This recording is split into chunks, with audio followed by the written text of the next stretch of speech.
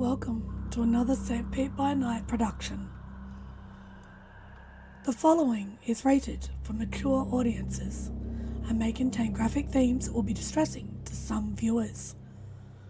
As always, we recommend you ensure the safety and well-being of yourself and those around you at all times. Viewer discretion is advised.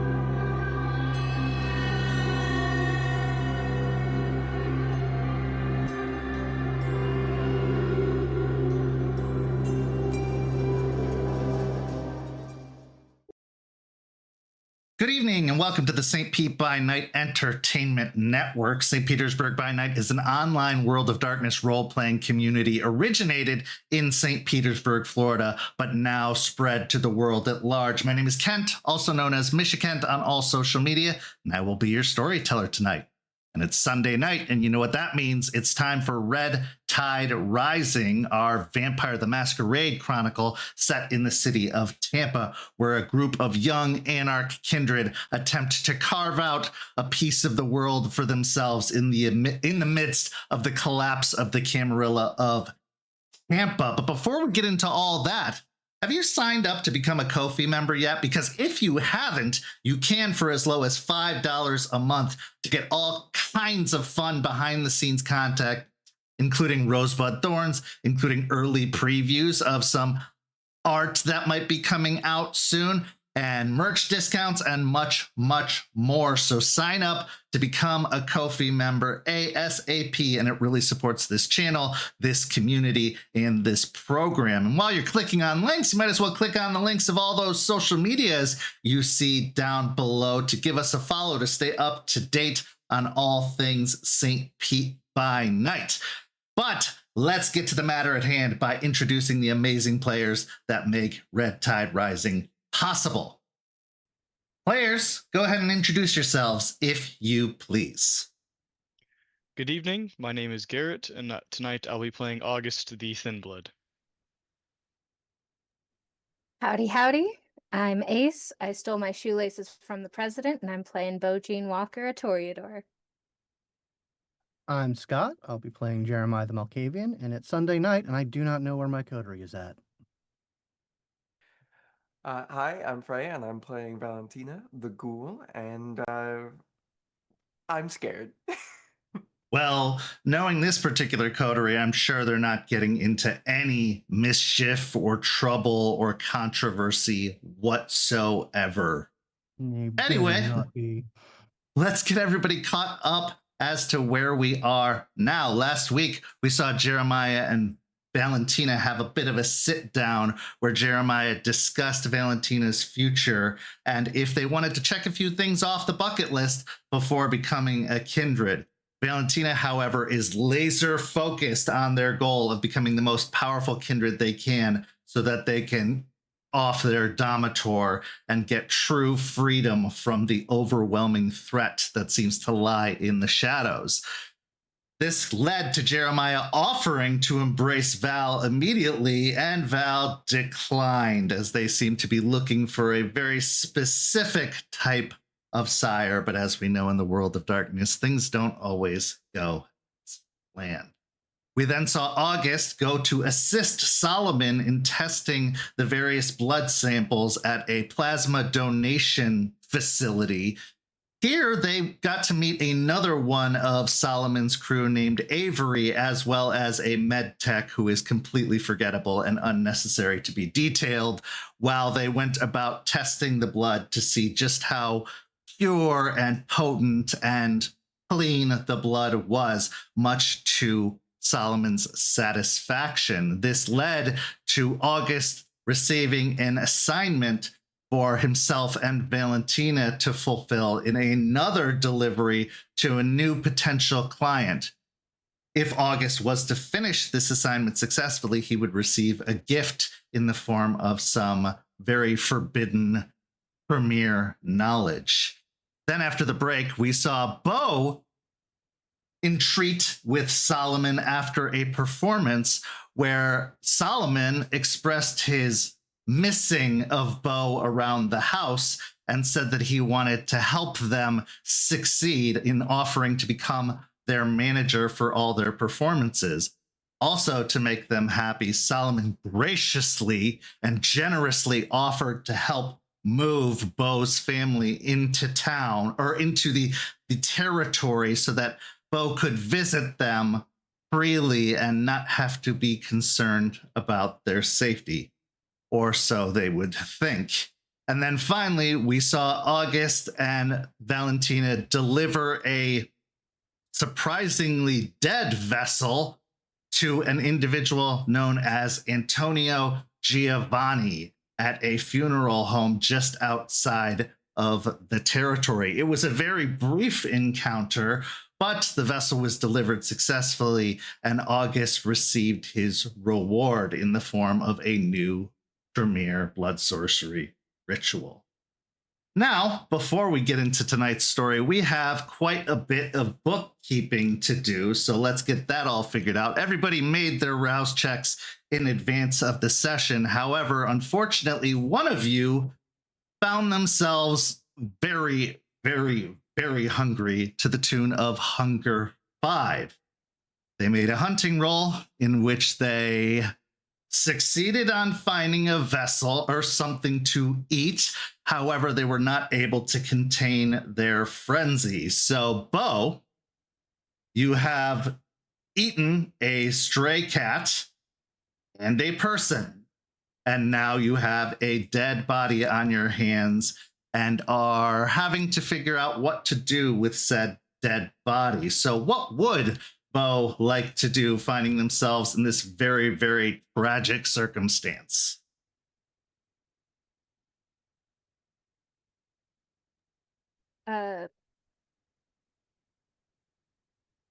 In the moment of panic, they would likely bring the body back to the bar and be like, guys, I don't know what the fuck happened.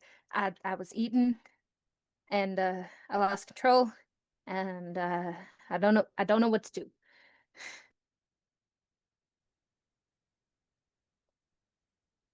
Wow. I'm presuming we're all here for this. Yes.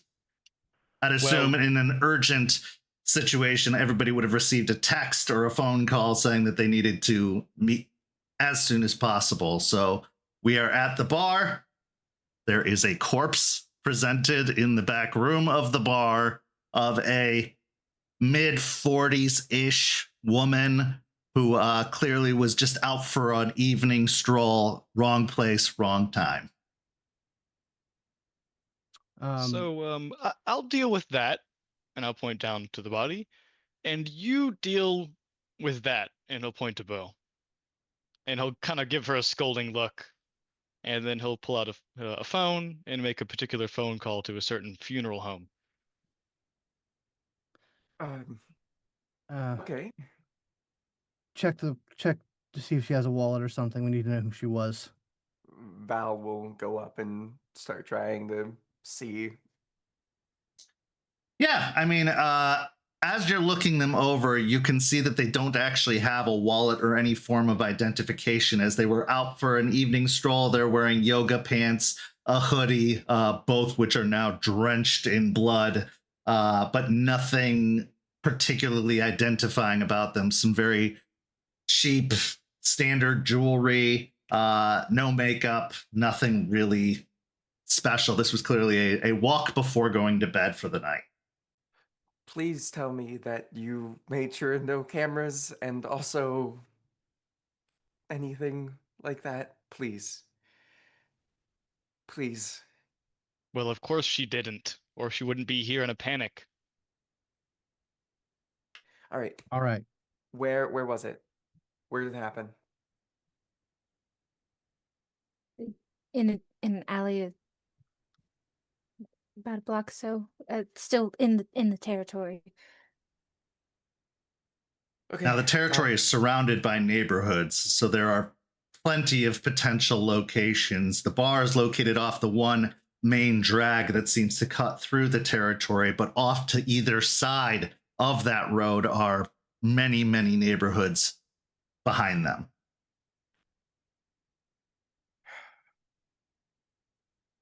All right. Well, yeah. Val, you should go check that out. Cameras, like, just let us know what we're working with. Yeah. Wow.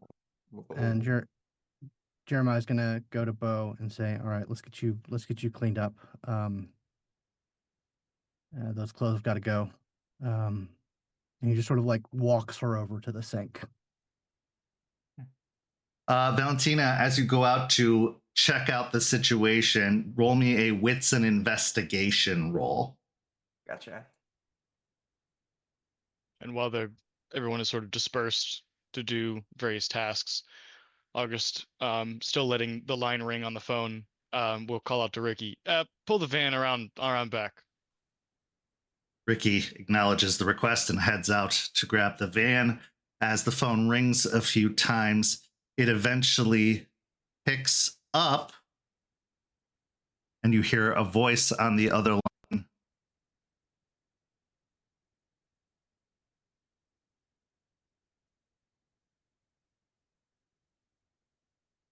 Peaceful Tidings Funeral Home. This is Antonio. How can I help you? Just the individual I wanted to speak to. I hadn't hoped to call you so soon since our last meeting. This is August. Augustus is how I introduced myself. Yes, the envoy for Mr. Creed. Indeed, we have a certain situation that could use your attendance. Very well. Let us not discuss such matters over the phone. I will be expecting you at the funeral parlor in 30 minutes. Sounds good. Shortly. And they hang up the phone. As Ricky quickly pulls the van around back, you have no difficulty whatsoever loading the body into the van and delivering it. I will just say that everything goes smoothly. The body is disposed of. However, Antonio does make note to mention the first one is free, but the rest will probably have a cost associated with it, as business is business. And if this is going to be a regular occurrence, he is going to need a little bit extra payment for it. August will display his gratitude and his understanding of the terms and be on his way. Okay. Meanwhile, Valentina, what'd you get? I got 30 successes. Okay. I would say you're able to find the scene of the crime pretty easily enough. It does take some time of scouring the area to find it, but you eventually do come across what looks like the scene of a struggle, as well as some blood that is spilled kind of haphazardly onto the grass and onto the sidewalk. If you would like to do away with this particular issue, you can with a wits and larceny check to cover up. Yeah, we're gonna try to do that. Okay. That is 2 successes. Okay. You do an effective enough job of cleaning up. As far as you can tell, there shouldn't be any obvious signs of what occurred here, although blood does have a tendency to stain a little bit. There is a kind of blackish, or I should say darkish brown spot upon the sidewalk, but using the materials from the van that you have brought with you to try and clean it up, you're pretty sure it won't be evident, at least outwardly, what happened here. Meanwhile, Beau, Jeremiah, the two of you are left alone in the bar, and for the moment, the scene is yours. Yeah, he'll he won't be so like forward as to like physically wash her, but he'll like get the soap ready, like get the hot water running, just making everything ready so that she can take care of herself. Like, all right, you wanna get rid of that as soon as you can. Yeah. Beau will wash themselves, taking a little more time than maybe normal to make sure nothing is stained. I'm so sorry.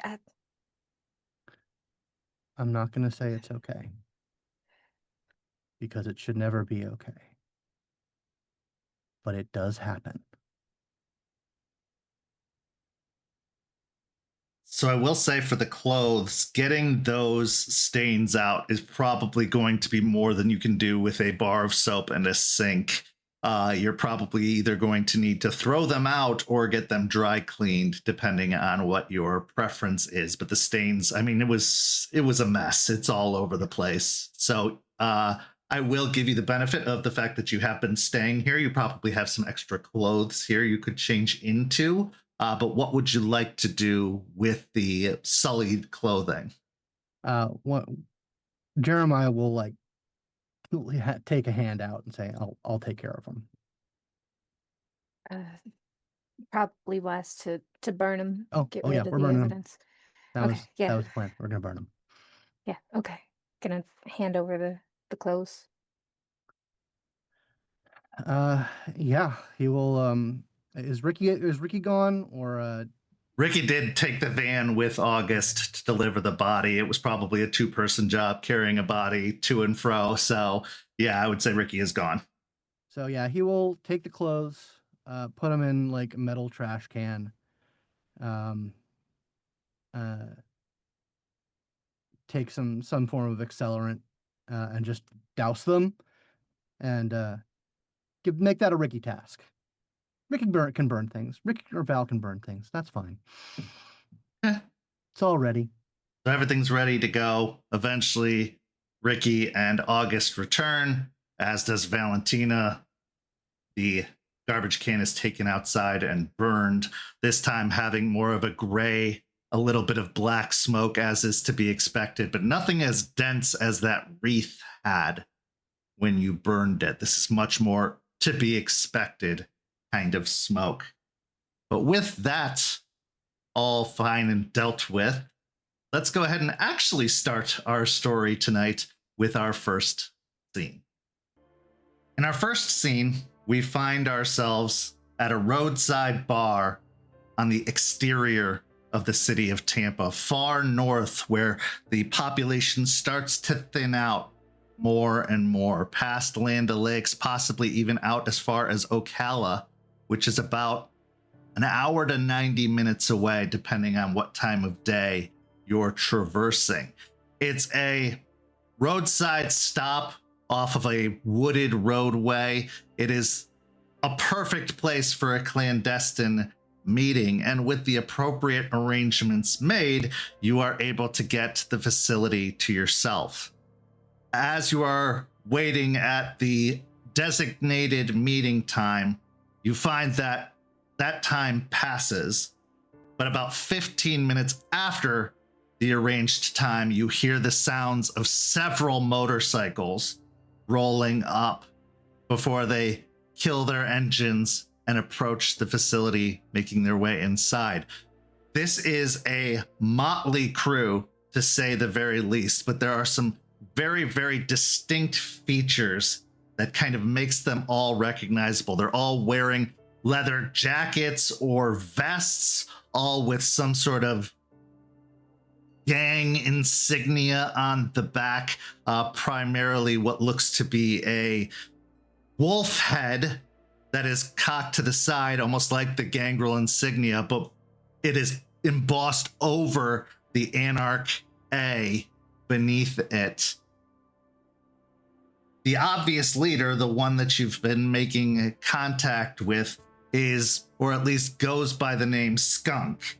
And you can tell why due to the black hair that frames his forehead and the streak of white, possibly even gray, that goes down the center. It even goes so far as to be echoed in his goatee, his long, kind of scraggly goatee, a white stripe across the black hair. He has several scars on his face and arms that are apparent, probably from a rather rough and tumble existence before their obvious embrace, bearing the wounds of a life well lived or possibly problematically lived, depending on how you view it. But as Skunk approaches, the others immediately move to the, I will say, pinball machine that is located in this particular bar, a very old Guns N' Roses pinball machine where they set into playing and hooting and hollering. There's also a pool table where a couple of them congregate at. In total, you're looking about 6, maybe 7 kindred in total. From the looks of it, none of them have bothered to blush. They all still are bearing that corpse-like appearance, seemingly undisturbed by the surroundings, and knowing that it was a private meeting, why waste the blood and the effort? But Skunk moves over to a table, one of the high top tables that are in the main area of the bar, and they kick the chair around so it's backwards before straddling it and leaning their elbows against the top of the chair. Jeremiah. Skunk, it has been too long. Way too long. What was it? Atlanta? Yeah, you know how I feel about Atlanta. Well, you got a rose bitch in charge out there trying to make a name for herself. It's, they need a reality check from time to time. Yeah, one of these nights. That's my dream, Atlanta. But anyway, speaking of rose bitches, no, man, that's business. That's business. I want to talk how you been, man. How's been the road? Well, the road is long and open and seems to be getting a little less crowded more and more as the years go by, which is obviously to our benefit. But yeah, otherwise, a couple of dust-ups here and there with some rivals, but nothing too much to write home about. Well, I know you like the quiet life, right? Quiet life is boring. Thanks. Let's talk man. business. You want to talk business? We can talk business. You're bringing me to the Sunshine State, which doesn't exactly appeal to our kind. What brought you down here anyway? What are you doing down here? You know Creed? Solomon? Heard of him? Yeah, I've heard of him. Well, he sung me a siren song about carving out a peace down in Tampa, setting up a proper free state. And as much as I enjoyed my time on the road, I got a delicate constitution, man. I gotta set down roots. Understandable. The road's not for everybody, and well, an appealing opportunity like that, it's not something to shake a stick at. Yeah, but there's gotta be rocks in the road, you know? So that's kind of why I called you. We've got a sister in distress. All right. One of my coterie people I've been working with. She's got one of those malignant sire issues. A little bit too clingy. Can't let go. My sister Beau, she broke out of the tower, but she's got a chain on her. Do you want us to cut the cord? I want you to help cut the cord. I'm not asking you to do all the dirty work without getting my hands dirty. All right. So this problematic parent, what's their deal?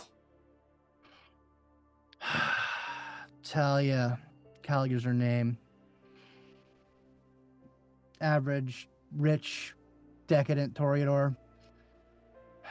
Lives in some mansion off on one of the fancy islands. I'll let Beau give you the full details. She can tell it better than I, but you know, average cam tyrant mindset, you know, I made you your mine forever. Possessive. Mm-hmm. Keeps using the powers of the blood on her to keep reeling her back in, no matter how hard we try and help her resist. That's one of the things I love about being a gangrel. They make us and then they ditch us. I bet she'd love that. But yeah, no, that's the first thing I wanted you about. The second thing, little less pressing, more of an ask around kind of situation. We've also have a ghoul who's working with us. She's made her bones. She's good for the movement. She's looking to level up. You know what I mean? All right. Now, like I said, she's made her bones, so I don't begrudge her the fact that she's apparently a little picky. She doesn't want a friend to do it. And if she could get it, she'd like someone with, you know, a little thicker blood than little old me. See. Well, I told you how we operate. As long as that's not a problem, I can throw my hat in. You know, I wouldn't begrudge it, but like I said, this is more of a look and see kind of situation. She's gonna have to earn whatever it takes for that. She's gonna be super picky about it, then well. But yeah, that's the other ask. She's gonna be super picky. She might be more trouble than she's worth. Beggars can't be choosers and all that. Well, I have a little bit of sympathy for her. I mean, I didn't choose how I was made. I know damn few licks who have. I can understand the trepidation. But yeah, no, there's a limit to pickiness, especially if she's as eager as she's told me she is. And she's a ghoul. She got a Dometer. Who's ghouling her? We have a kind of a fluid situation, you know. Don't like keeping her too under a thumb. Doesn't feel right for us. But she didn't start out that way. She's got kind of a hard on for the one who brought her in, and you know, I can think of few better clans than Gangrel to give her what she wants to get some revenge. Although, well, she'll get freedom. That's for sure. I'm not looking to take responsibility for a youngin'. I got plenty of my own as is. I don't need another one to add to the brood. What family made her? What family took her in? You ready for this one? La Sombra. Yeah. No, ever since they turned tail and switched to the cam, I think they've become more dangerous than they were when they were Sabat. At least you knew what their motivations were, what their plans were. Now it's anybody's guess. Yeah, man, the Sabat was scary, but I think the Cam's always been the bigger villains on the block. Always. It was a good day when we decided to up and leave that piece of shit. Most right. likely, I'm still lurking in the tower. Well, they can't all be perfect, am I right? He gives you kind of a wink and like a... But this Dometer, are they still in the picture? Yeah, they're still around. Right. I have an angle on her. She's I just keep my eyes on her. Fair enough. All right, so it sounds like we're looking to kick a few beehives while we're down here.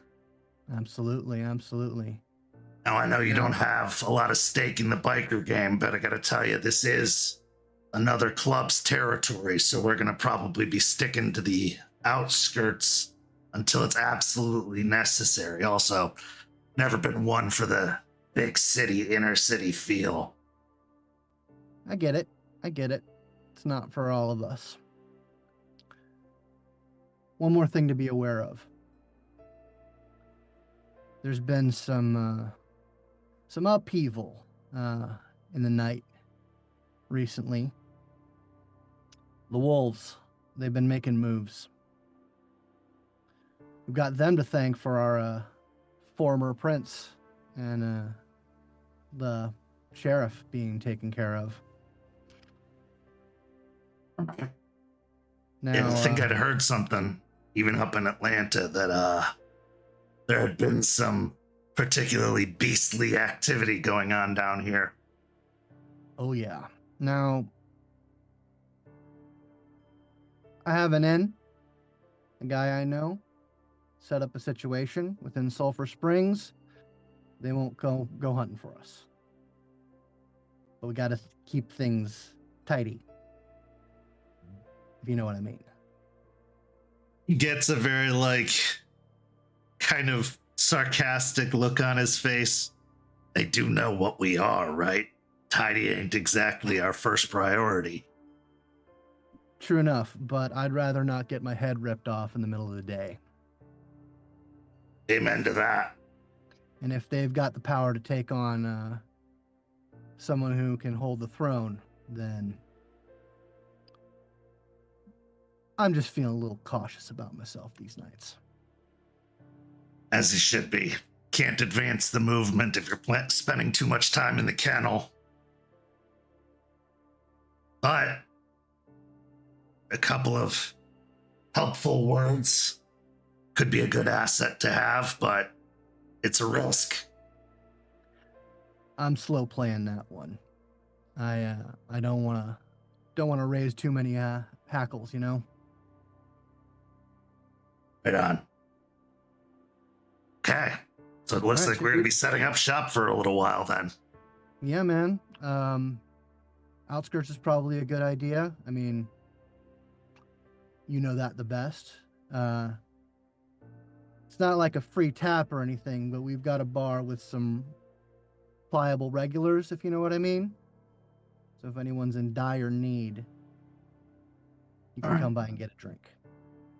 We're down the road, so we're good for tonight, but I'll keep that in mind. And if anything comes up, we'll reach out. But Sulphur Springs, that's still pretty deep in the territory there, so it'll be pretty dire if we need to. Understand. I just want to make sure that you're taken care of. Appreciate that. All right. So, we trim the rose bush. We pull a ghoul out of the shadow. Maybe you make some wolf friends. Man, I didn't know you were a poet, Skunk. I'm a poet and I didn't even know it. All right. It's gonna get tough. It's good to see you, and I'm glad you called. We'll get it done. All right. We're to be cautious. What's the, you got the name of the islands that this Toreador is on? Let's see. What does she call it? It's the one right by downtown. Bunch of mansions and shit on it. Skunk pulls out his phone, Yeah, same. opens up Google Maps. Okay. Down by the hospital there? Yeah. Davis. Yeah, that's the one. All right. Well, if it's as well-to-do as you say, security's probably going to be pretty tight. Ring cameras, the like. Not a lot of points of entry, too. They picked a good spot, unless you come in through the water, which isn't entirely off the table. Like I said, man, you know me. I'm the man with the plan. I'll start putting some things together now that I've got my, now that I got my road dogs in town. Very good. Just, don't take too long. You know how the boys can get itchy. Oh yeah, no, this is a high priority one. We gotta get that chain off her. Got it. Well, you gonna hang out for a little bit? Hell yeah, I have been. Oh my god, it's been too long since I've been, with this kind of crowd. Good. Let's turn it up a little bit. Hell yeah.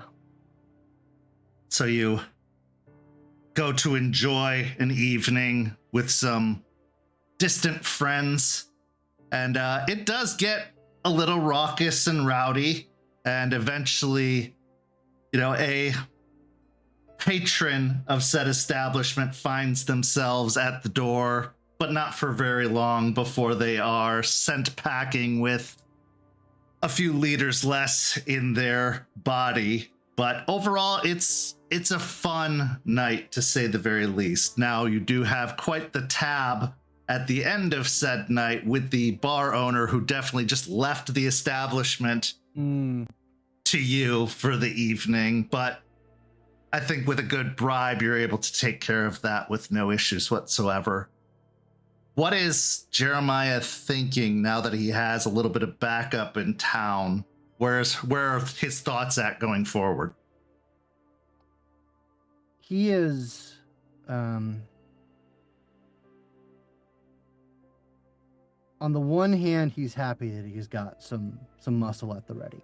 That's something that he lacks in general. It's something that he could rely on in his days on the road, but nowadays he's getting all domesticated.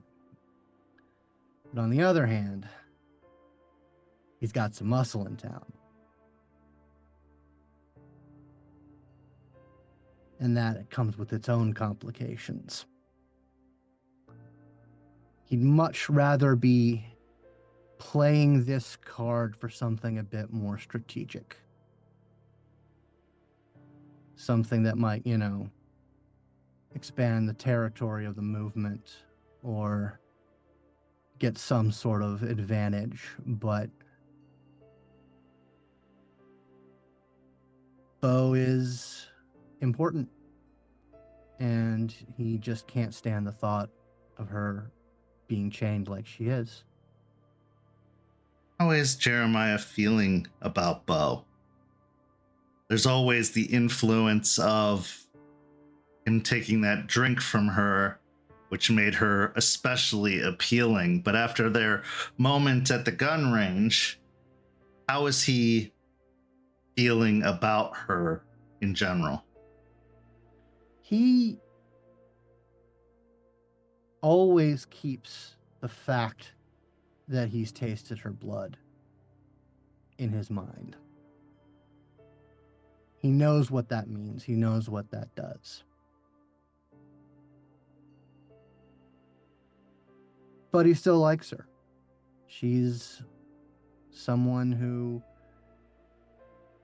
he can roll with. She's an Anarch. She knows what it means to be chained, and she knows what it means to be free, and she needs it even freer. And that counts for a lot in Jeremiah's book. Someone who knows why we fight, has a personal stake in the fight. But he's it's not an exact thing, but he is kind of counting the days until the effects start to wear off. Having seen firsthand in Beau's behavior at being bonded to their sire, that irresistible pull, it can't help but make a part of you uneasy. Gnash against the ropes that are starting to form, those ropes of attachment.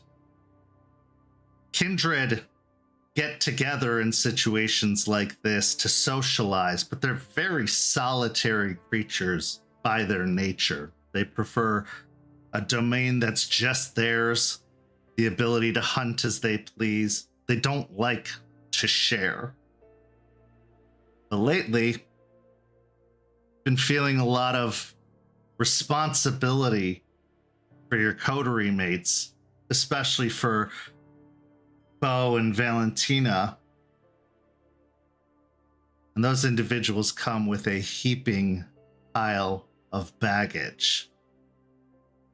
So the question is, if necessary, will Jeremiah cut and run if he has to? The baggage gets too much for one kindred to carry. If the stakes get too high, how much loyalty does Jeremiah truly have for his coterie? Especially if it comes down to coterie versus movement.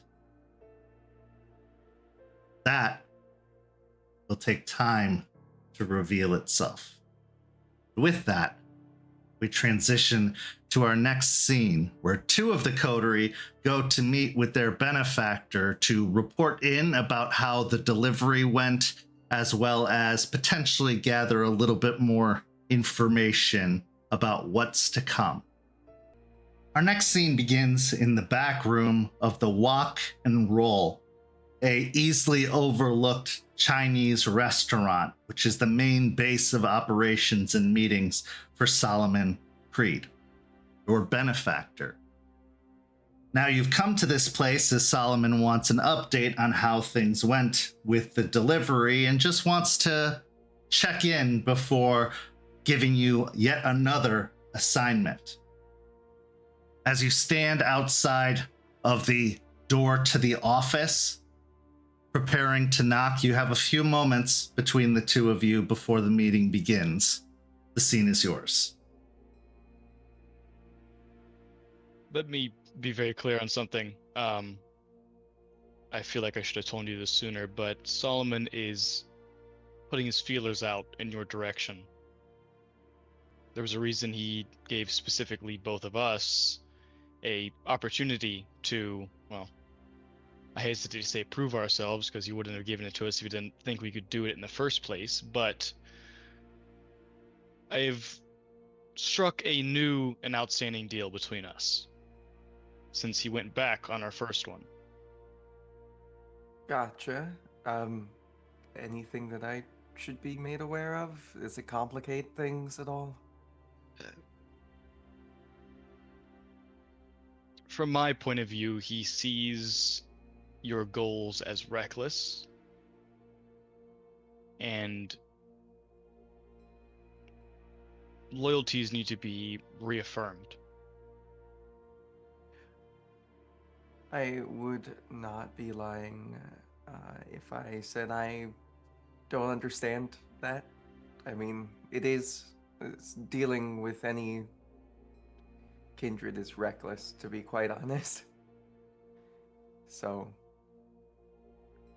but thanks for letting me know. Just understand that eyes are upon you for what it might look like when and if your ascension occurs. Well,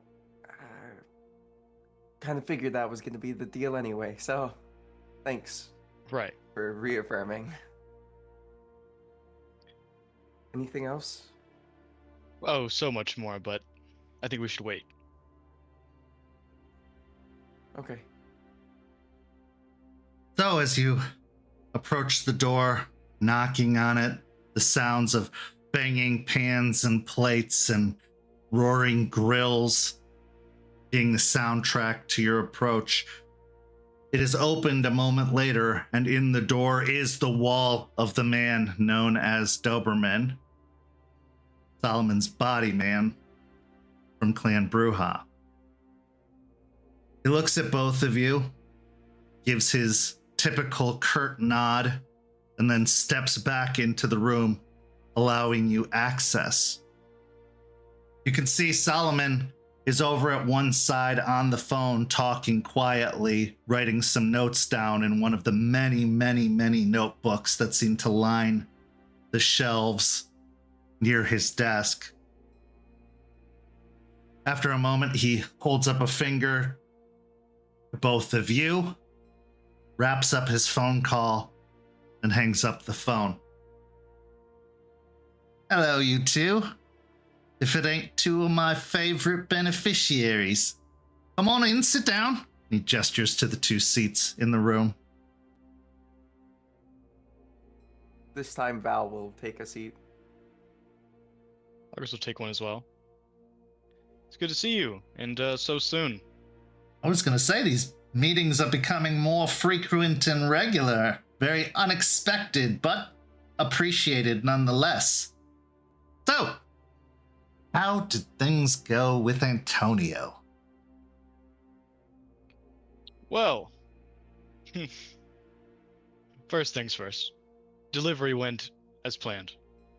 And I received your message and gift. I take it was to your liking? Oh, very much so. And, well, I don't know if it'd be a surprise to you or not, but I've already figured out how to replicate it. A quick study. I like that. We'll just see if, any more books go falling off the back of trucks, I suppose, and you do a good enough job and those could end up in your hands again. Oh, I intend to. Now, there was another matter with that same individual. He offered to you and to myself, and well, and by extension my coterie, I assume at least, the service of disposal of individuals that would do well to go missing. I see. Well, that's a worthwhile service to have, although certainly not one to exploit considering other arrangements and how those fare. But in a pinch, work out quite nicely. Just don't go accruing too much debt to them. The members of that particular family, let's just say they're very shrewd, say the least. He then looks towards Valentina, his eyes covered by the same circular sunglasses, and he offers a wide smile. And what did you think of Antonio, Valentina? I think he felt a little familiar in like a weird kind of way.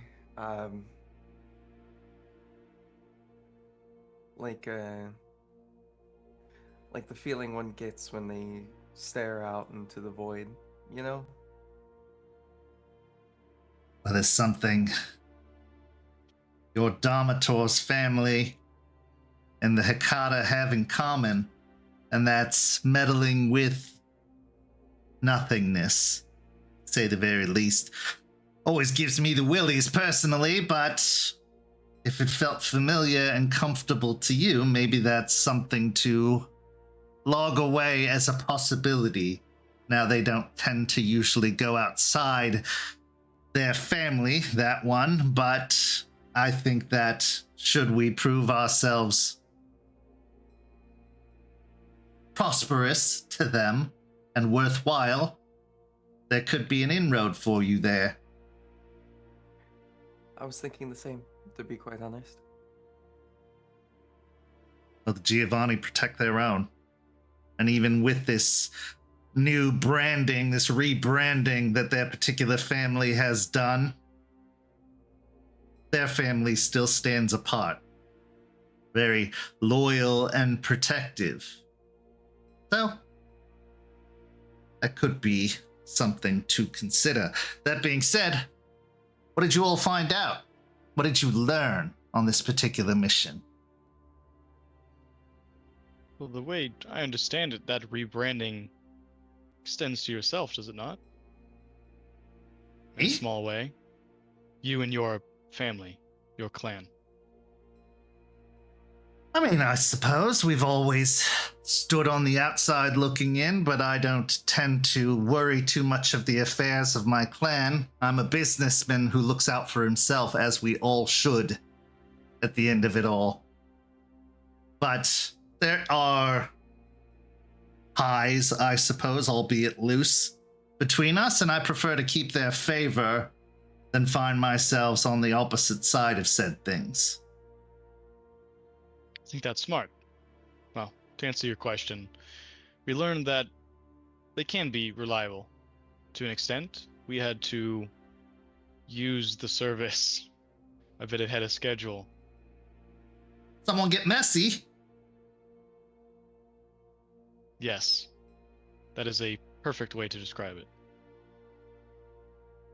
Just in the nick of time, then, I suppose. Who? Don't mind my curiosity. No. Who do you think? Well, Present company excluded, of course. of course, I wouldn't take you for the messy sort, considering your origins. Jeremiah, unless he felt the crack form a little bit deeper, I think he's usually the tidy sort. So are you telling me the rose garden was watered with blood? Yes. Though, I think we both know, and from previous conversations standing, there's been a bit of extra stress on that particular individual from a certain sire. That there Someone who's has. become increasingly a problem for me and mine. See. And what, pray tell, do you intend to do about it? Well, among other things, I believe it's part of why we've come. So, I wouldn't be so brash to say that you have, close connections with this individual, but you know them. They've been about for a while, yeah. And I will give them the respect to say that they know that you have ties to Beau, and that connection is, let's say, maybe getting in the way of their own. You and I both know Beau doesn't exactly like the standing relationship they have together. Ain't that the truth?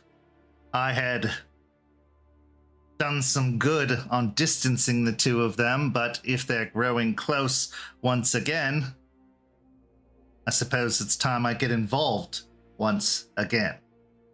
That's exactly what I wanted to hear. Now, I So- can't say I can do anything about Talia. She's very centrally located, very close to the seat of power, as it were. But I can keep an extra special eye on Beau and make sure that she doesn't drift again. Well, it's just, to my understanding, that last week, at least I heard that they'd be moving back out of the bar. Is this true? That's right. She's coming home once more. I think it's within her best interest, don't you? As a matter of fact, I do. Yes, we've made an arrangement. I'm going to help her with her career, give her some stability, and help her stand on her own 2 feet as it were. And that is my point. We both know she's more valuable to everybody. My coterie, and yourself as our benefactor, when she is of her own free will and a stable mind. And Talia directly inhibits that. So, you asked me what we plan to do about it? Well, sooner or later, it will be us or them.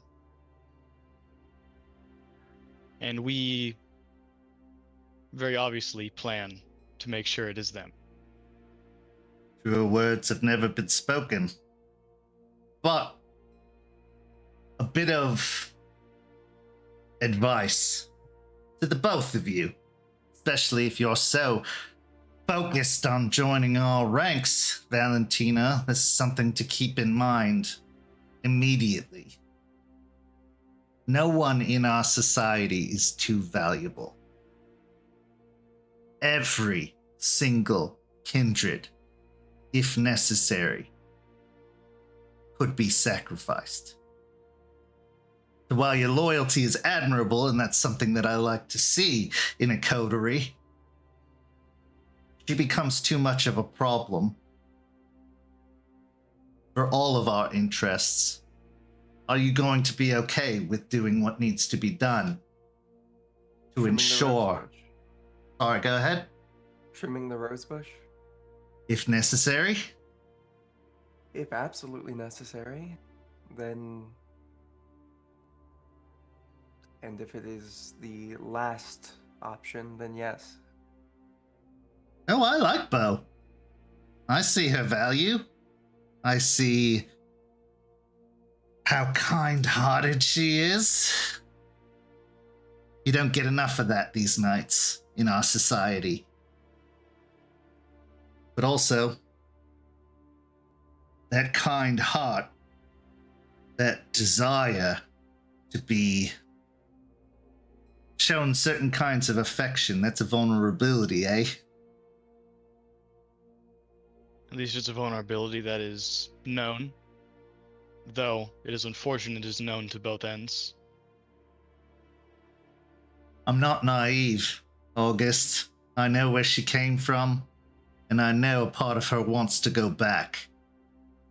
They always do. This is the sire-child bond. There's a certain security that comes with a sire. Well, for most. No offense, of course.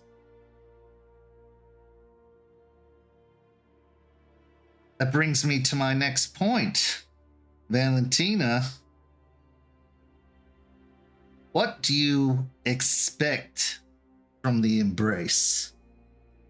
What are you hoping for? What's your best case scenario, as it were? Best case scenario, I am strong enough to take care of my old Dominator, and from there, honestly, I kind of enjoy working with Jeremiah and see the value in how he does things with the Anarchs, with us. I wouldn't mind sticking around him and trying to build the vision he has in place. Now, you've been a ghoul for how long now? Ooh, just over about 10 years. So you know the expectation of loyalty, whether you like it or not, that comes with being a ghoul. Well, that's not going to stop with the embrace, love. If anything, it's going to get all the more severe depending on who is lucky enough to bring you into their brood. If you're in this for vengeance, and that's all well and good, how long are you willing to wait for that vengeance? Because I don't think a sire is going to willingly make you and then send you off to their doom, potentially, or muck up their good name by stirring up trouble. I'm willing to wait as long as it takes. At the end of the night, just as long as I'm able to get my hands dirty and take her out, I'll be happy. I've already waited, what, 5 years since starting working with you? What's another 15, 20, 30? What Just about as long- another 50 or 100? If that's what it takes, then that's what it takes. I doubt with how she is, it will take that long, because I've been getting bad feelings. Like she might be trying to spy on me again. So, I think you'd be surprised. You see, Ventru and La Sombra are opposite sides of the same coin. Devious, political. Like the shadows that they so claim to control, they manipulate and move. If you're getting those feelings, it's part of something deeper, something more. They want to make you uncomfortable so that you'll slip up, you'll do something reckless or foolish. Perhaps they're even trying to convince you to make an attempt on her. And word has it, she's not as fragile as she used to be. 5 years is a long time for one to grow and change, especially amongst our kind. So, I advise caution and doing everything you can to ignore those feelings that you're getting. Keep up the work, do good work, and know that patience is rewarded. Who you got your eye on these nights? for possible sires? No, to invite to a birthday party. Of course, possible sires. Honestly, I was thinking, and in a complete crazy shot, Vesper is a interesting possible option. Problem is, I don't entirely think that it's a good idea anywhere near. No, no, it's not. And Jeremiah said that he was going to put out some feelers. Try to figure out if there's anybody willing. I honestly couldn't tell you if he's found anybody yet, but Coming from a viper, let me tell you, Vesper is a poisoned chalice. The only reason I'm doing business with someone of that ilk is because I'd rather be on their good side than on their bad side. There is an allure to it, I'm sure. Power, influence, the backing of someone terrifying. But let me tell you something about the dragons. They possess. They own. If you think you're going to get any kind of independence from being made of someone that old and that powerful, think again. yeah. Because you will just become another pawn in their game. A valuable pawn, I'm sure, but a pawn nonetheless. Yeah, that was that's the primary worry with that one. And well, earlier you were talking about Giovanni, and you're not wrong. That would be very interesting. I unfortunately don't know enough about their family to really say. Oh, between you and me, I think of them as a bunch of inbreeders. But they have their uses. They're politically minded, influential as well, but they got a little big for their britches. in taking over the clan, naming it after themselves. And that could only last so long. It wasn't long before it fell, and now they're just another rank and file of the Hikata. But they're ambitious.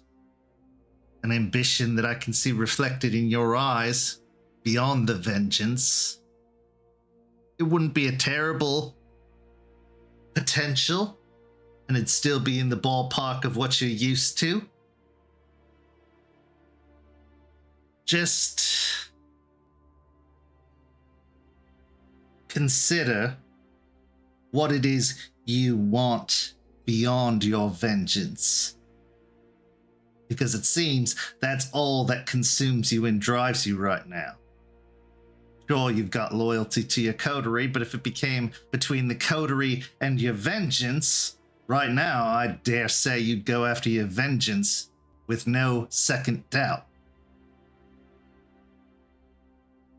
So think about what comes after you've achieved that. What do you want as a kindred? Now, ghouls aren't usually given the notion of want or desire. What they want is to serve their Domitor. Now, you've been freed of that. Something I'm still curious as to how that was possible. And he gives a look towards August before looking back. But nonetheless, it's happened. You've had freedom for years now. What do you wish to accomplish? You don't have to answer tonight, but it's something to consider, to ruminate, to mill over. Because eventually, should a sire come knocking, they're going to want to know. And you better have a better answer than I want to kill my Domitor, or I want power. Because you're not going to get it right away, no matter what. Sires keep their child in check for a reason.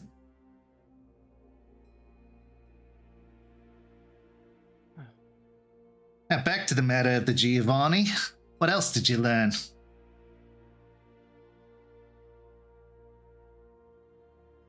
Well, they, of course, are, in a way, independent as they can be. As you stated, they are in a weakened state to their previous glories.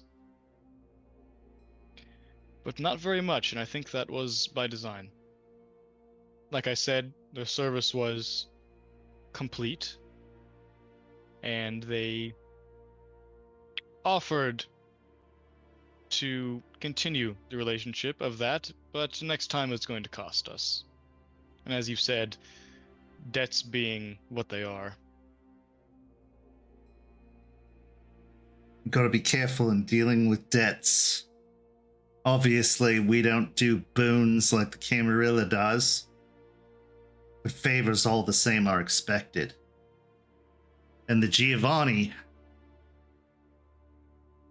you don't want to be indebted to them, because they too have a bone to pick. They too have an agenda. And that agenda might not keep your livelihood and success in mind. Death dealers who deal with death too long don't care for life, whether it's yours or otherwise.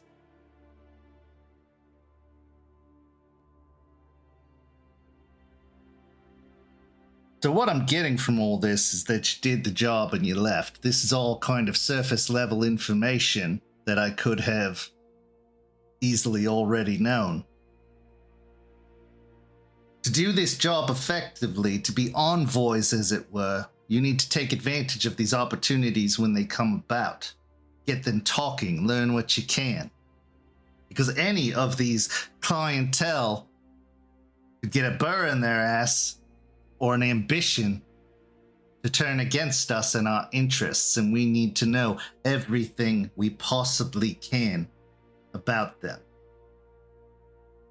Now, as you represent me, and that has some value, don't be afraid to push even just a little bit. Because right now we're providing a service that the kindred of this city need very badly. Hunting isn't as safe as it used to be. Take Beau, for example. So to have something delivered to you untraceable, untrackable, and easily forgotten, that's worth its weight in gold. So when you do get another assignment, seize the moment. Don't just deliver the package, accept your reward, and move on.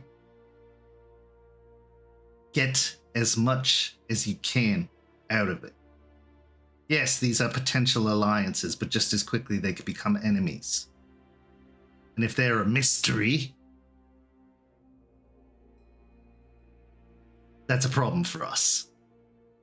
You dig? Point taken.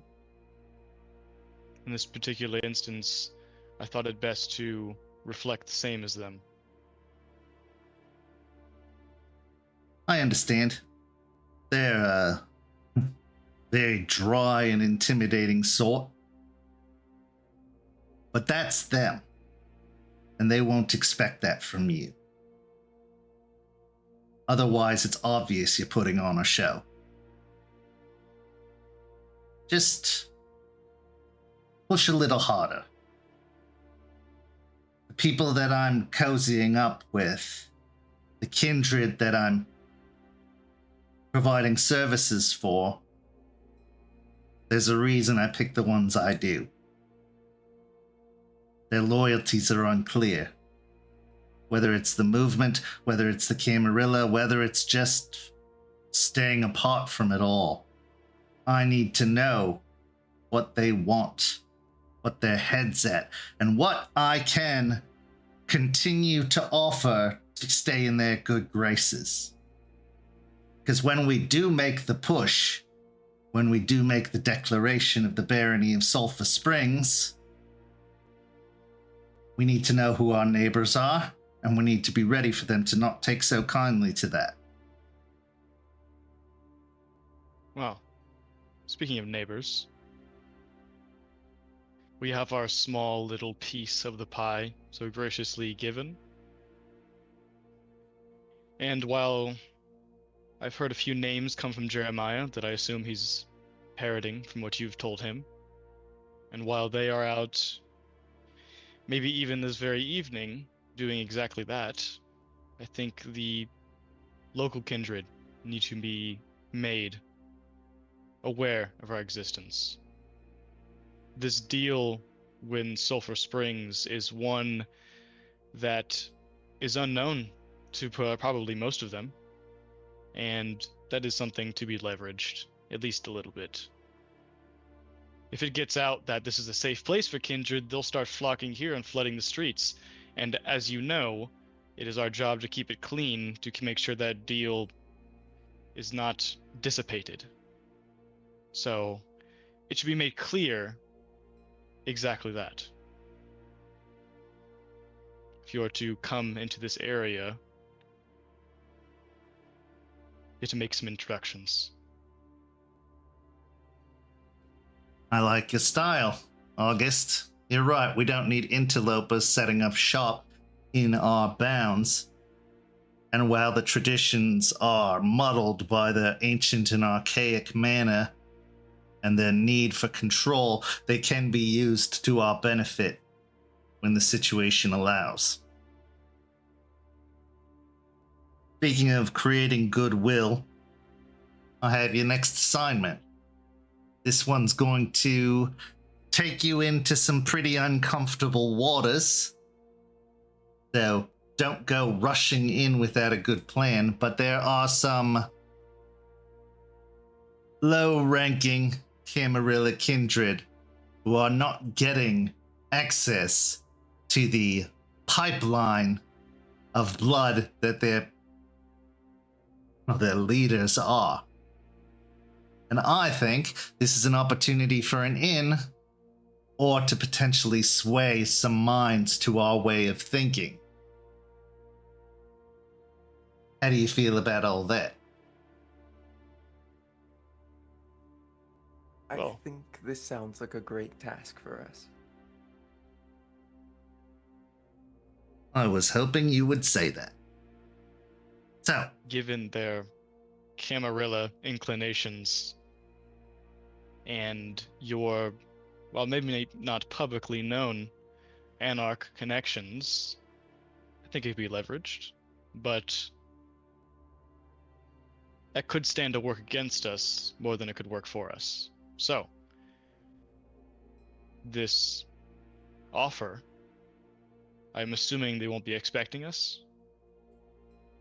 they'll be expecting a meeting. Desperate times, desperate measures. Everybody needs what we need. And let's just say they don't have territory. They don't have status or prestige. These are literally the lowest of the low that Cam have to offer, and they're treated as such. And they've gotten a little antsy being in their playpen.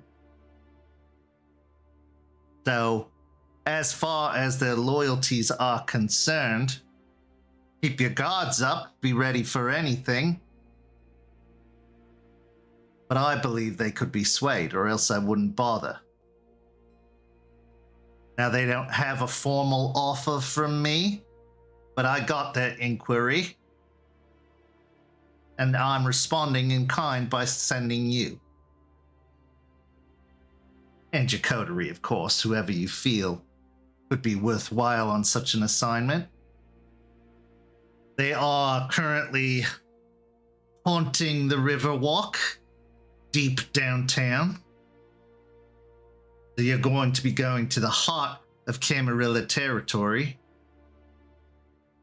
Something else to be mindful of and aware. Yes, the old prince and old sheriff are gone, but there is still a prince and there is still a sheriff, albeit new. So this is going to require a little bit of subtlety, a little bit of subterfuge, and some quick action. They know their security down there on the Riverwalk, and they're not interested in moving elsewhere if they don't have to, because they, just like I, could see the potential of a trap.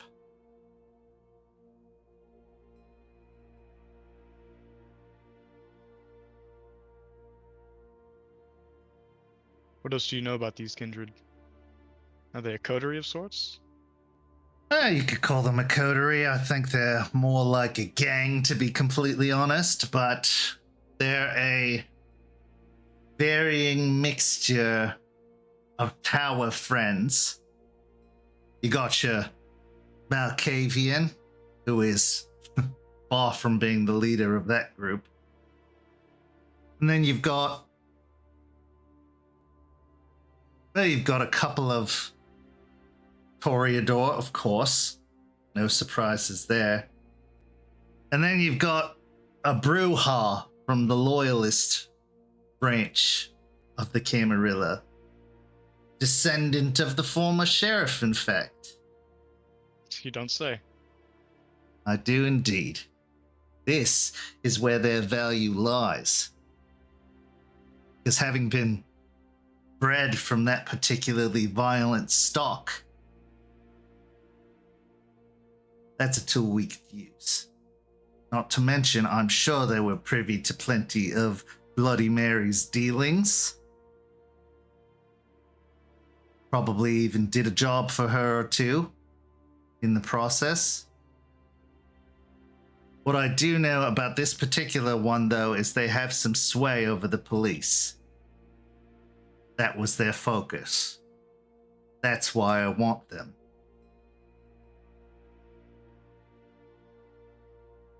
What's their name, if you have that, and look like, so we know who to kind of target on? Oh, well, they were a cop, so if you imagine what a typical cop looks like. A thumb? Lot top, short hair, muscly sort, square-jawed. The name is Eddie, but they're also referred to as Shock, or Shocky. And I Thank you. thought the nicknames we gave ourselves were bad. They only get worse, trust me.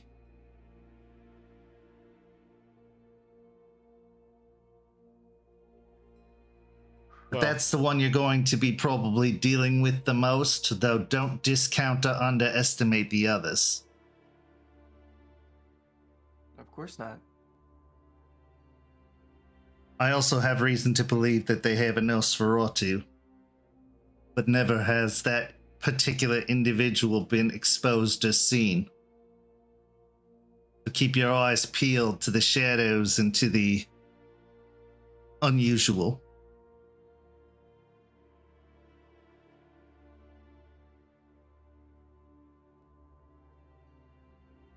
as you said, something we need to think on before we execute that one.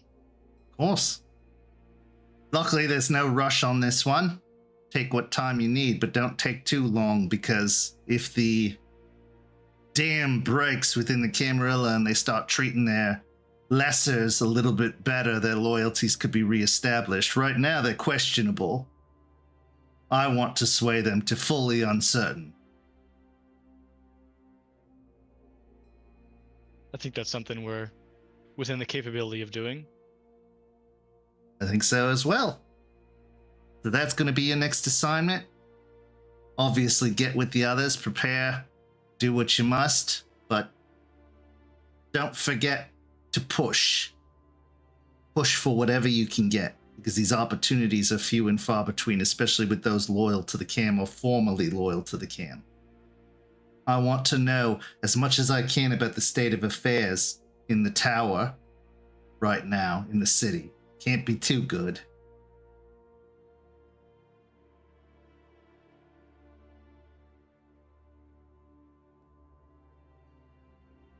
So, as Jeremiah is making their rounds, presumably with Beau, to these established barons and their baronies respectively, is there anything local we should be concerned about? Always. But I think the thing that you should be most concerned about, Jeremiah and Beau. They're going to see some rather powerful individuals.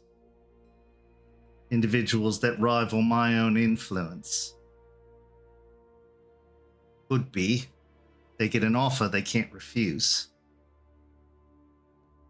And loyalty means a great deal to me. So if they're going to turn sides for a better deal, I can't have that happening. Other than that, it's business as usual.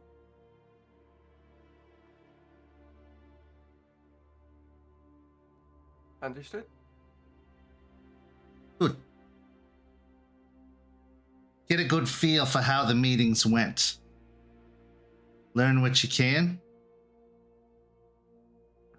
Prove that those that are easily overlooked or disregarded are the dangerous of all.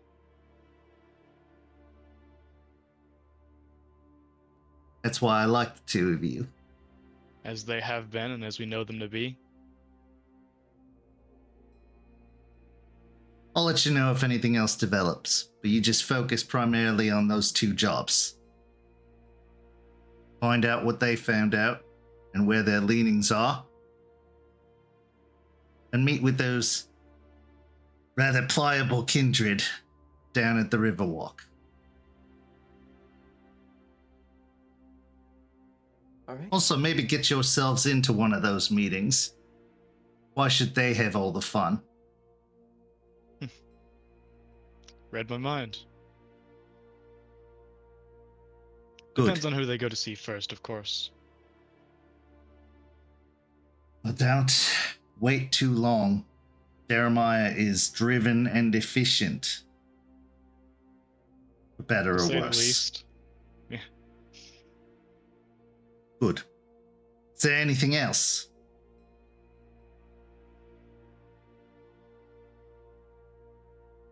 Not for me.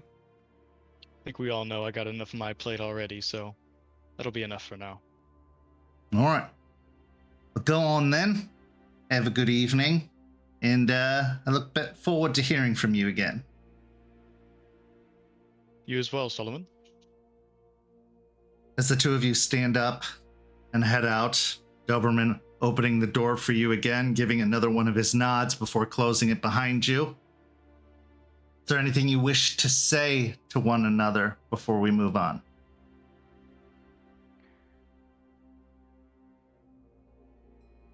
So, anything else? I wanted to give him the opportunity to say it himself before I told you what he told me. But yes, Anathema is done something very characteristic of that sort of individual. They're not the person you remember them as. So, diablerie? Exactly that, yes.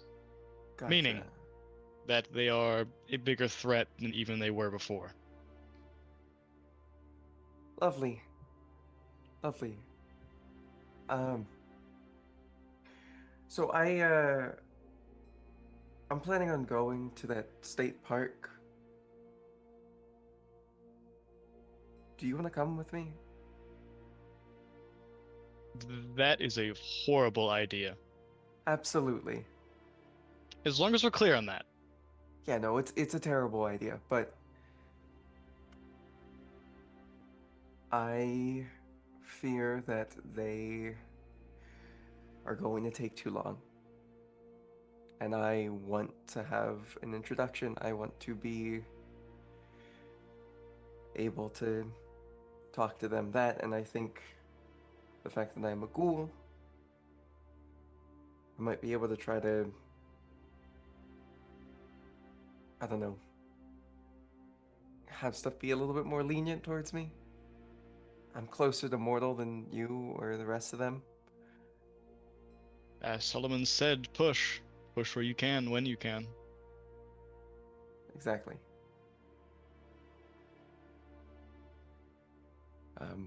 But I would appreciate it if you would come along with me, though you're a bit prickly, so When I maybe want to be. with new people, it seems to be like Point that. taken. Point taken. Listen, it seems everyone around you is doing a lot of preaching. Something I dealt with for a while in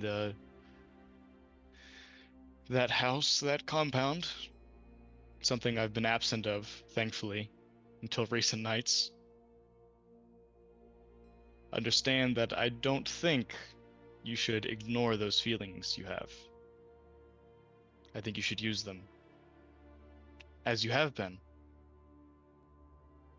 But don't allow yourself to be distracted by the time of it all. Absolutely not. I do What's think your... I might be rushing a little bit, but now knowing that she's only gotten stronger, I'm not sure if that's a bad idea. What is your best case scenario?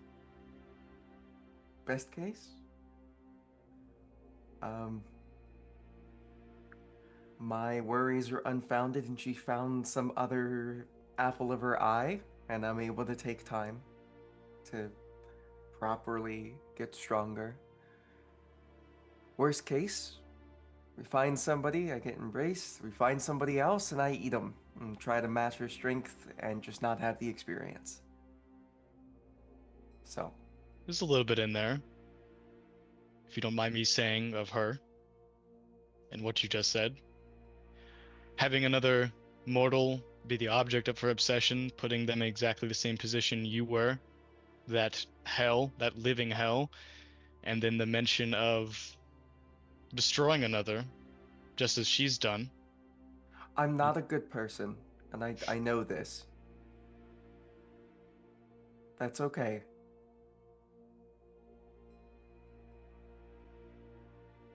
Hopefully, if there is somebody else that is the apple of their eye currently, which I doubt, but you never know. Hopefully that they don't get tortured as I was. I doubt it. She's not a good anything, to be quite honest. But either way, a little bit of extra time isn't gonna hurt.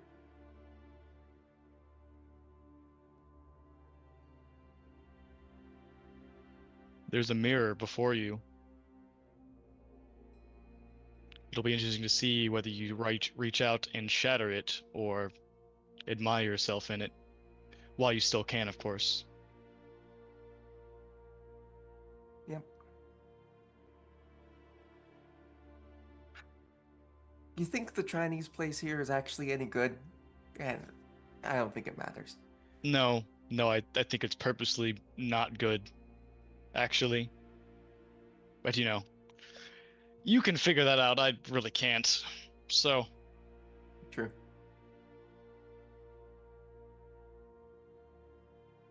As the two of you head off into yet another night on this side of existence, what's going through your minds after this conversation with Solomon and one another? Valentina, we're going to start with you, and then we're going to go to August. Val feels as if she's being preached at again, but she's also very much in the mindset of like taking a breath and trying to look at things a little bit more big picture. Just because when you get told 3 times, well, you know, 1 time somebody's preaching, 2 time, you know, there's a little bit of synchronicity, 3 time you might need to take a second to learn and listen, and that's what she's trying to do. That, and she's also feels a little bit vindicated knowing that there's a very real possibility that with that strength, there's more access to being able to spy and take a look. Stuff like that. In August.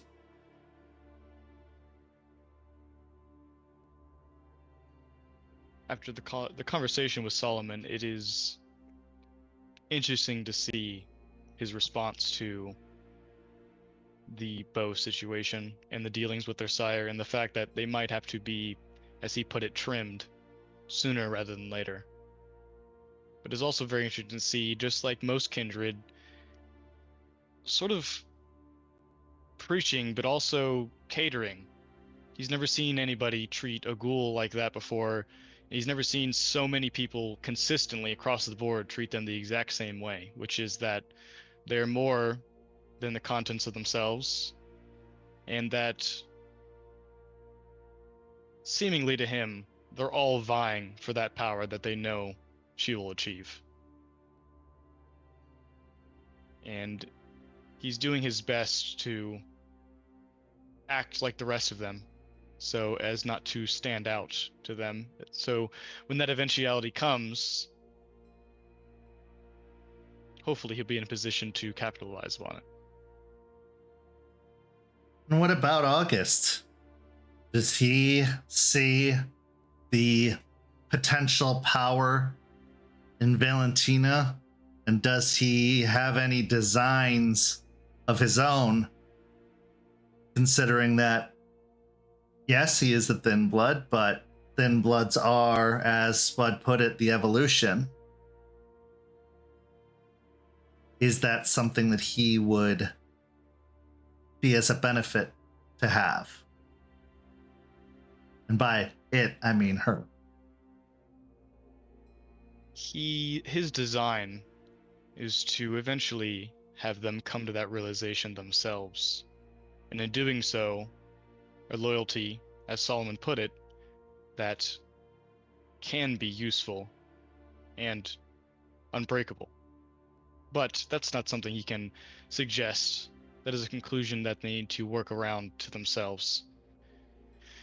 And if it means bringing them in front of people that will preach to them all day, and say you shouldn't do this, you shouldn't do that, till I'm the last one that lets them do whatever they please, so be it. Speaking of letting them do whatever they please, are you going to take them up on their invitation?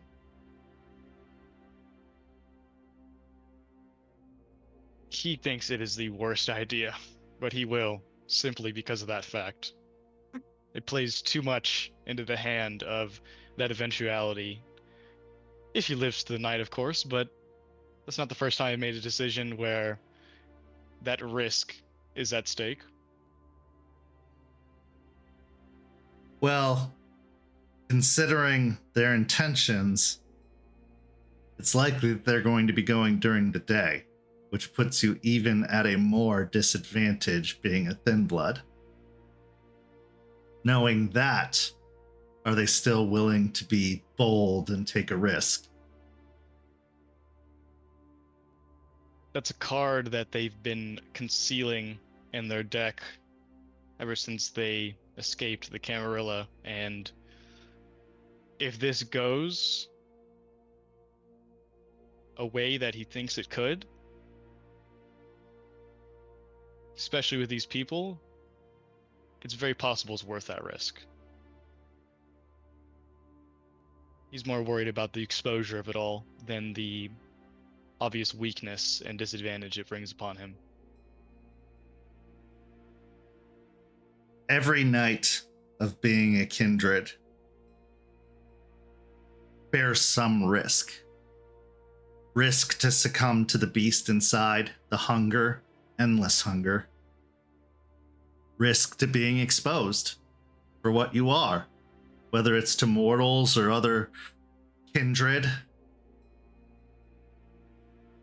But also, second chances, a second chance at life, makes one more susceptible to taking these risks, taking chances, because realistically, kindred are on borrowed time they weren't supposed to have.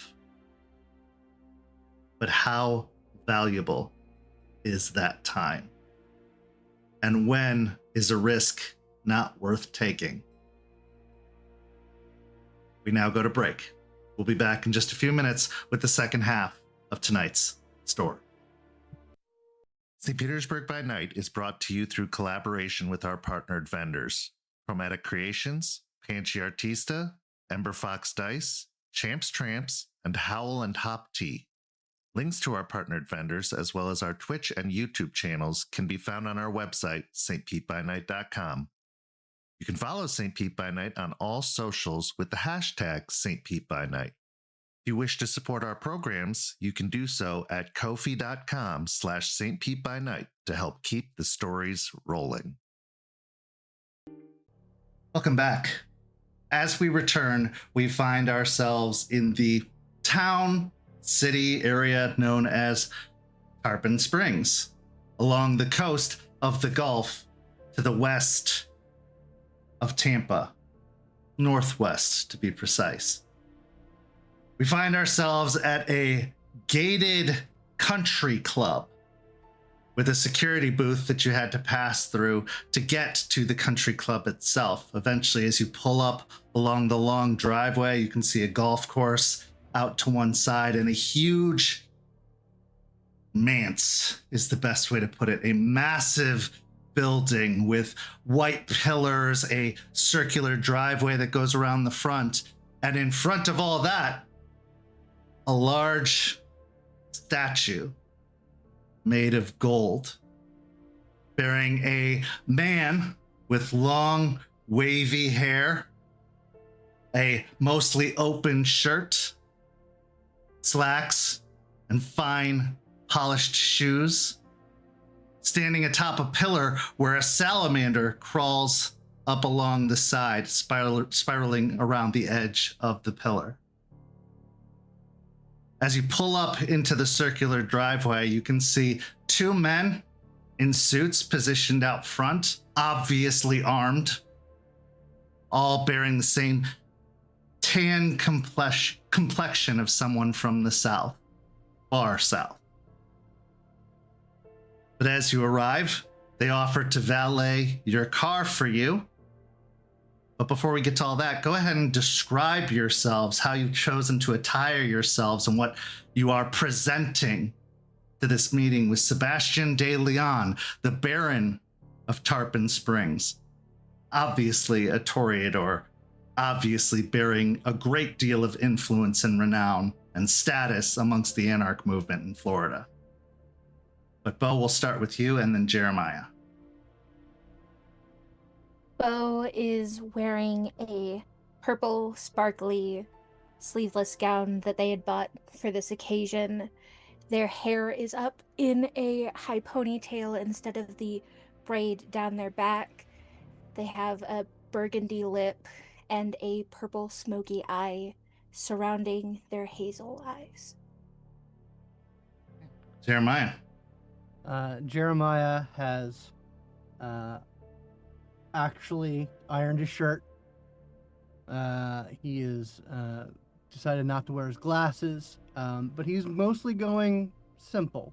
He's trying to be a counterpoint to Beau and her immaculate drips. So simple black shirt, simple black slacks. He's got the kind of red tie on, and a flat cap. Just trying to set a contrast while still being well dressed and presenting himself respectful and stylish. I'm going to give you both an opportunity to roll either intelligence and streetwise or intelligence and politics, depending on your preference. And no, it's not kindred politics. This is just politics in general.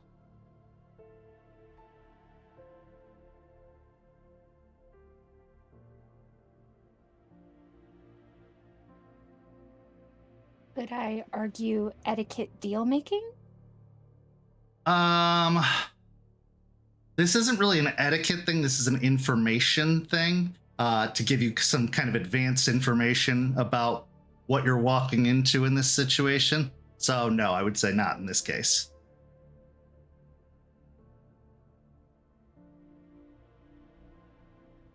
I do have my politics specialty is anarchs. I'll let you apply it. You know what? Yeah, I'll let you apply it in this case.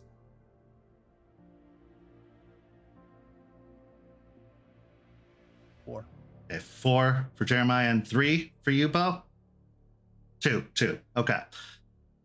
So, Beau, you're definitely getting an organized crime vibe based off of this place. The security look like more than just typical security at a fancy function. They have a menacing quality to them. Plus, they're not even the best looking individuals. One of them has a noticeable scar going from across their forehead down the side of their face. They definitely carry an extra aura with them that you can't quite pinpoint, but there's some tie-in with organized crime. Jeremiah, you have far more information. Sebastian de Leon is a high up in the cartel, especially in Florida. He's possibly the lead of operations in Florida. And he carries such influence that in a war with the mob that came to Florida, he easily drove them out of the state. Beyond that, you've learned, or over your time realized, that he was a central figure in the rebellion in Miami that turned it from CAM to Anarch, and that he was a ranking member of the CAM who switched sides and betrayed them in that overthrow, siding with the Anarchs. But yes, his cartel connections run very, very deep, and it's made him a dangerous force in the area, navigating a good amount of the drug and weapons trade nearby, and having eaten up a lot of the smaller gangs in the area when he took power, kind of just taking them all into his purview and under his wing. So he has eyes all over the city, possibly even the state, outside of Tarpon Springs, because of the influence he wields. You have a few moments in the car, just the two of you, with no overhearing ears to discuss before you walk into this place where you can only assume anything that is said or done will be seen or heard due to the very, very intense security presence. With that being said, the scene is yours. So, what angle do you want to go about this? Well, I'm coming here primarily as presenting myself as sort of an agent of the movement. I'm gonna go basically saying we're here to offer an olive branch from Tampa, talk about how we might be able to mutually benefit one another and make the city a bit more friendly to our kind. I'll say that I work with Solomon, and that since Sebastian is a member of the movement, then I work with him as well. At least that's the way I'd like it to be. We're trying to get him to the table, trying to see how conducive he is to, the whole mutual aid strategy, pulling the boat faster and further by getting everybody's hands on the rope.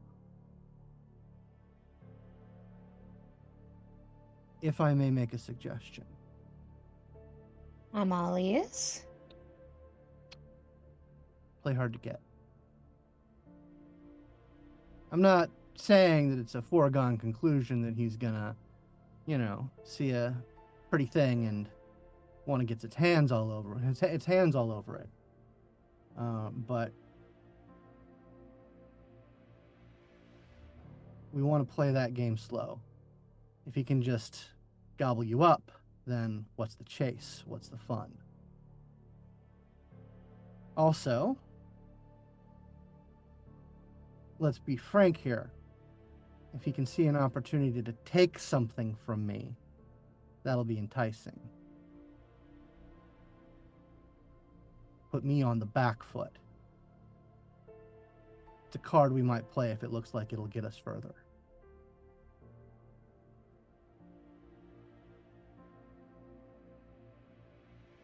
Do you feel comfortable with that? I'm comfortable with that. All right. Otherwise, just be your charming self. I will. And they'll smile and shoot Jeremiah a wink. Mm-hmm.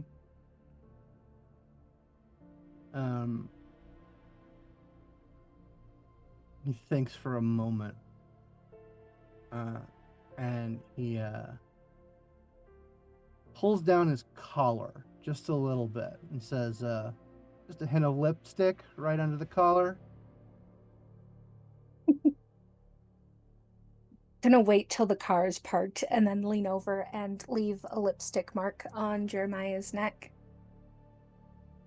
I'll adjust the collar so that just a little hint of it is peeking out. As you lean in close to leave the lipstick mark, Beau, get a almost inherent whiff as you get close. If your heart could beat, it beat a little bit faster in that moment. But in taking that scent, even though your hunger is at a 1, you can feel the cage door rattle just a little. We're just so full, and full felt unbelievable and amazing, but such good things don't last for Kindred. And Vitae, sweet Vitae, especially from someone amorous towards you, always tastes better. But you have enough wits about you to pull away, having done what you need to do. But in a hungrier situation, you might not be so cautious. As the car parks and you climb out of the vehicle, a valet quickly stepping up in a vest and button-up shirt and tie to take the vehicle and move it to a parking space. The man with the scar across his eyes, or across his brow, eyes you up and down. Buenas noches. Do you have any weapons on you this evening?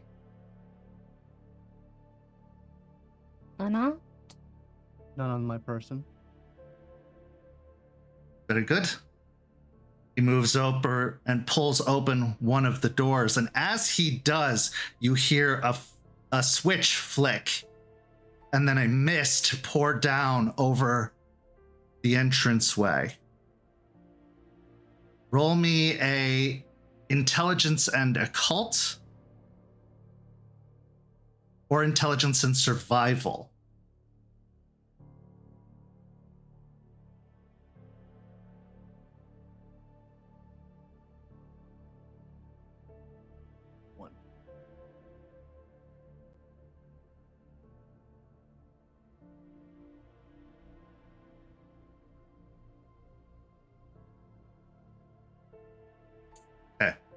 Jeremiah, it's Florida. It gets hot. Maybe it's a mister to help cool off from the heat. This looks like it's a spa of some sort, so it could just be decoration. It could just be, something to relieve the hot, hot Florida summer when it arrives.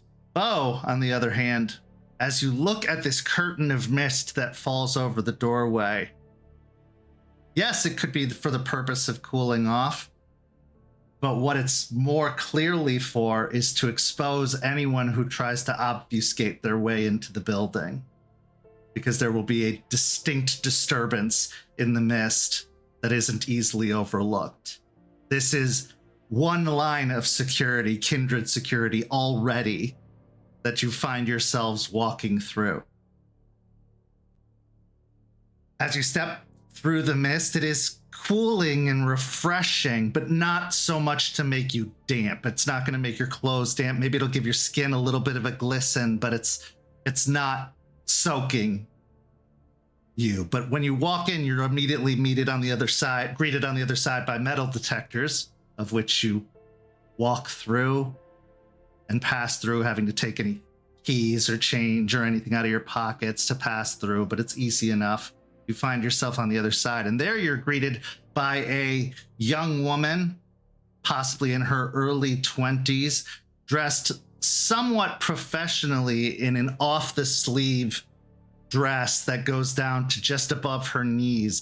It is red, solid red, and it looks like it is ringed with roses along the top with a single one in her hair. She has the same tan-colored skin as all of the others, and you can tell almost immediately as you pick up the sound of her heartbeat that she is very much mortal, or perhaps a ghoul in this particular instance.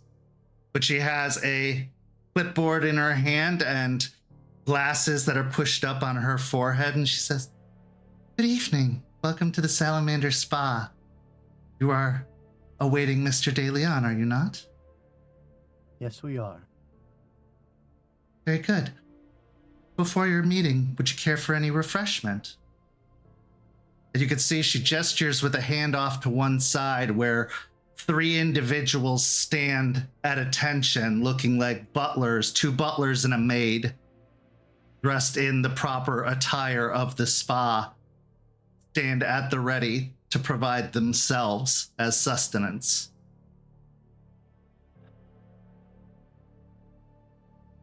Can I make an etiquette roll to see what the sort of the expected or proper response Sure. to this offer would be?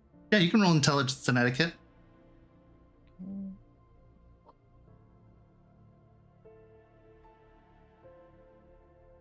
Two successes. You could politely refuse, and that would be acceptable. It wouldn't be taken as an outright insult. Kindred are cautious, but the truly polite thing to do would be at least taste, if not have a drink. It is a hospitality rule, and hospitality rules still very much apply, even in the Anarch movement. Someone's visiting your home, you are hospitable to them just as they should be hospitable to you. So you have two options available to you. You could take either one without causing too much of a political upheaval or insult. I will look over them and look over to Beau and say, "You have far better taste than I."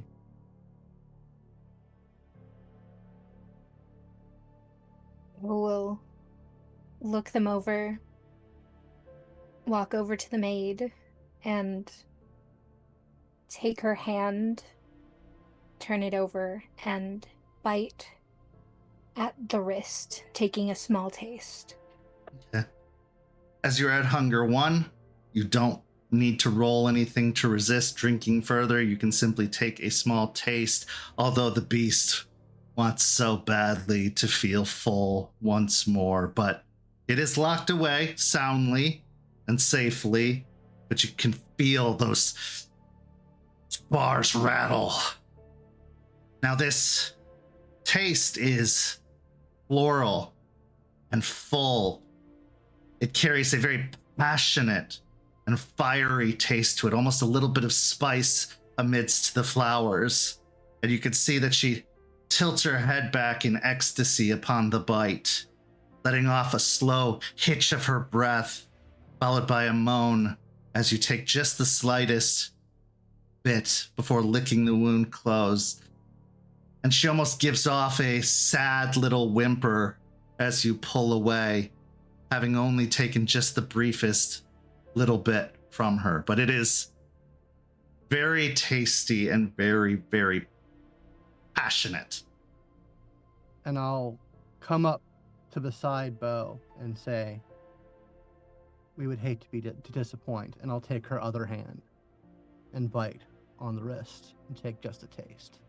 Once again, just as before, she eagerly pushes herself to you, allowing you to take in that small taste of blood, her voice, her throat catching once more, a low moan echoing forward, and then again, the same whimper, as if you're edging around the true ecstasy that she's hoping to feel. But she is obedient, as are the others, who keep their eyes straight ahead, not even deigning to look over at what you're doing, as that is not their place. As soon as you have both had the rich taste and texture of the blood that they provide, the young woman says, "I am Maria. I am here to assist you with anything you need this evening, but as you have supped, I will take you to Mr. de Leon if you are ready." I think we are. Thank you so much for your hospitality. She bows her head reverently, respectfully, also knowing her place, and starts to lead you to a large marble staircase that winds its way up to the second floor. You see that there are saunas off to one side, massage parlors off to or massage rooms off to another. A very decadent and overwhelmingly luxurious style to the place. The marble is almost rose-colored with the pinks and reds, a little bit of gray, staining the pattern of the marble. Climbing up the stairs, you reach the second floor and you are led down a hallway until you reach a set of double doors that look like they head out onto a patio or porch. As soon as those doors open, you hear a gunshot go off just outside the doors, and you hear a splash following after. As you move out through the doors, you see the Baron himself, Sebastian de Leon, flanked by suited and armed individuals as well. Standing by the edge of the pool, he wears an open floral print shirt, completely unbuttoned, gold chains around his neck, and sunglasses that he has pushed up onto his forehead, holding a smoking revolver pointed in the direction of a man who is face down in the pool, now floating on the pool's surface as blood starts to stain the water all around him. Buenos noches, mi amigos. Come, please. Have you eaten? We have. partook of your hospitality below. It was exquisite. Glad you found it to your liking. Please come join me. And he moves over to what looks to be a circular booth that he slides his way into, the floral printed cushions that line the booth as he swivels his way around to the center and then reaches out to pat both sides of him with long, nimble fingers. Have a seat. Beau will slide into the booth on one side of him and lean their elbows onto the table slightly. As you position yourself and take in all that is Sebastian de Leon, roll me a wits and composure, as he is one of the most beautiful things you've ever seen, let alone people.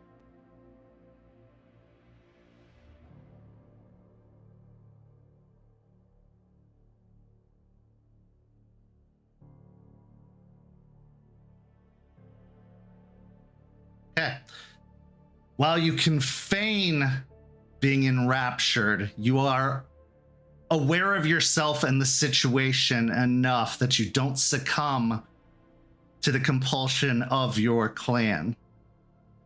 However, all it takes is one slip up, and you may be completely drawn in to the quicksand that is the beauty of Sebastian de Leon. Jeremiah, as you slide into the booth as well, he places his hands on the table, setting the gold-plated gun next to his hands, and says, "So, brother, sister, you asked to meet, and here we are. What can I do for you?" And he reaches into a pocket on the floral print shirt and pulls out a cigar.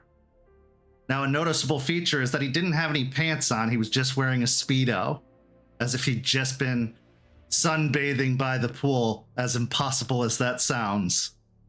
And he puts the cigar into his mouth and lights it before offering out the case to both of you to help yourself. Now, these are thick Cuban cigars, clearly imported, and a large glass ashtray sits in the center of the table.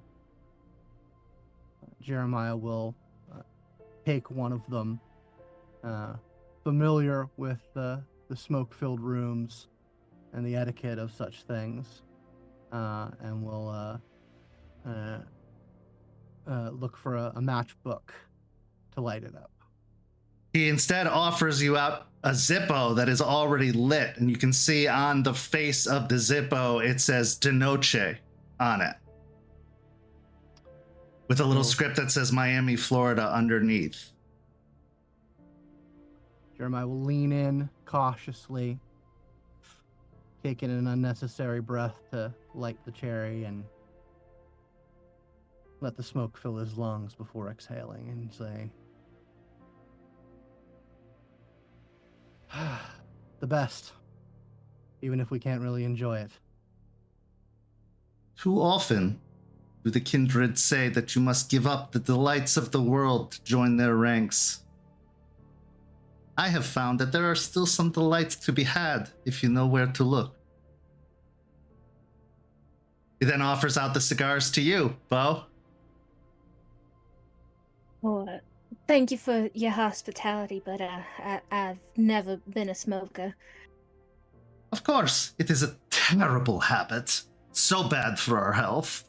And he closes up the case and sets it on the table. Oh. You have asked, and you are here. What can I do for you? Well, Mr. Leon, we come here as emissaries. Emissaries of the Anarch Dream. We saw the good work you did in Miami, and we seek to continue it.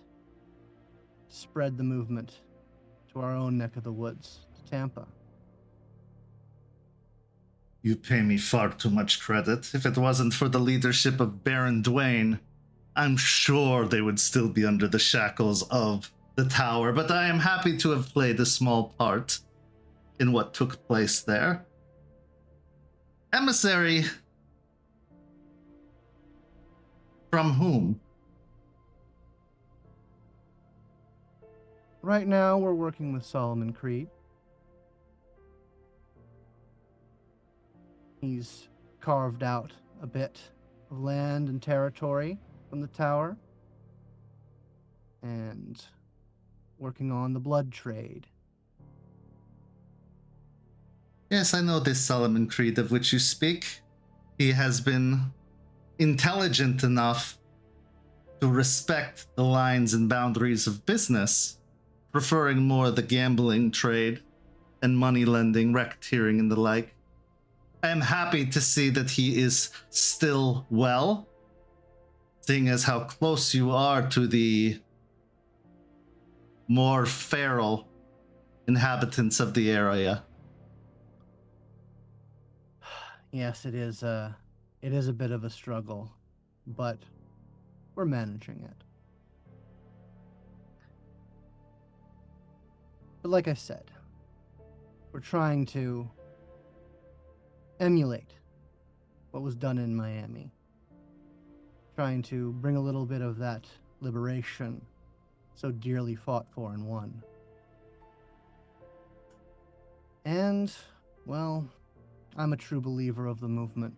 I believe that we can find places where interests not only overlap, but become mutually synergistic. See. Well, seems like you're off to a good start, but so much work still to do.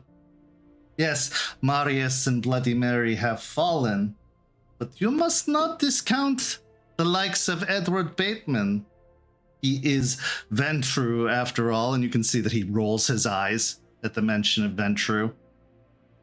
And they are not so easily overthrown. He has been learning at the foot of the once eternal prince after all. Yes, well, okay. We don't underestimate our enemies. That's one thing you can never do. And with neighbors, such as the Camarilla of St. Petersburg, have you accounted for that, should they decide to lend aid to their once enemies, now friends? That is a troubling fact, but the tower is cracking more and more. We're keeping an eye on it. But one city at a time. Well, I think you have very little to fear. My sources within the Camarilla say that they have no desire to grow or expand at this current time.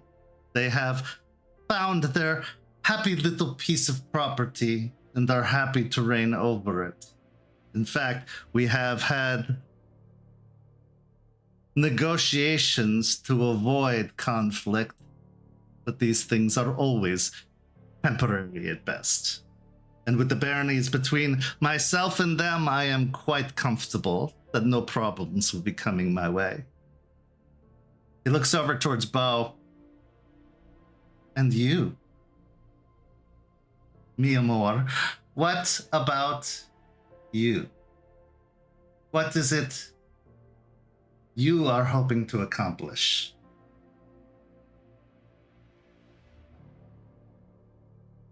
For this meeting, my goals align with Jeremiah. Trying to strengthen the movement, trying to bring more people on board. Many hands make light work.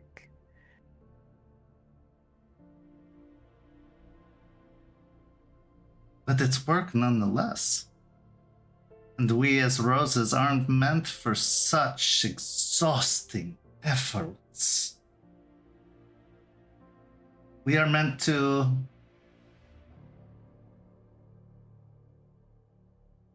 make the place a little bit prettier. Don't you agree? There is truth in what you're saying, but my beginnings before being embraced, everybody helped out where they could, no matter how pretty they were. I ain't afraid of a little bit of hard work if it means achieving a communal goal at the end of the day.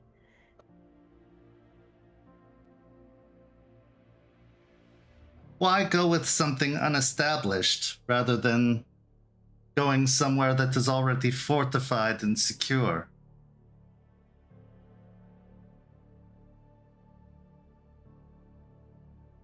Well, Why?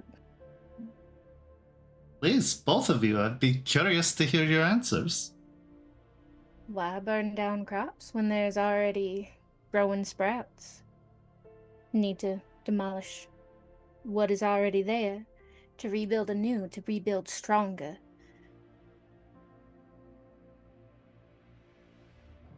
and for all their unpredictability, the wolves have knocked them down a peg. I, for one, relish the fight. Bring them down. Let them see what it's like to live on the street, hungry. Why not just let the wolves do the job for you? Seems like they are doing well enough without your efforts. Why not just sit and wait for the aftermath? Well, something I talked to Solomon about not too terribly long ago. It's not enough to tear down or let others tear down. You have to start working on building while the tower crumbles.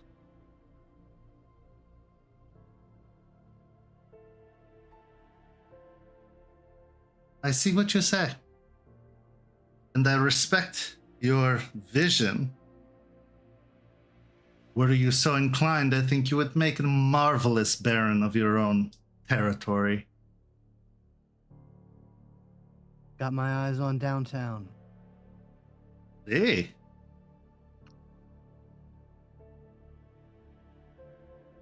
I think you could do better. Really? Yes. You see, there is this young and arrogant Ventru Baron to the south of me, has a very beautiful piece of property that he is so undeserving of. We don't get along, and I fear that he may be a agent of the Camarilla, masquerading as a baron, trying to encroach upon the land that we have so diligently freed. How does that sound to you? We could be neighbors. Good neighbors. Well, if that is the case, well, then there's no real option, is there? But Some don't appreciate freedom as much as others, and a Ventru will never understand true freedom, set in the ways as they are. he's on my dance card, as it were. I'll keep it in mind and keep my eyes open for signs of treachery. Someone is as beautiful as this one. I can't imagine why your dance card would have any openings at all. Well, she has a permanent spot. See? I can He'll understand why. He'll lean just a little bit to make that lipstick pop out a little bit more. You can see that Sebastian takes note of it, but doesn't change his overall posture. So what is it you wish from me? What is it you require? Well,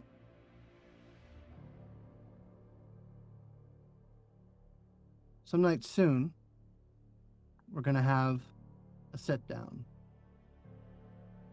Get as many people, the clout in the movement, the interest in spreading the Free State.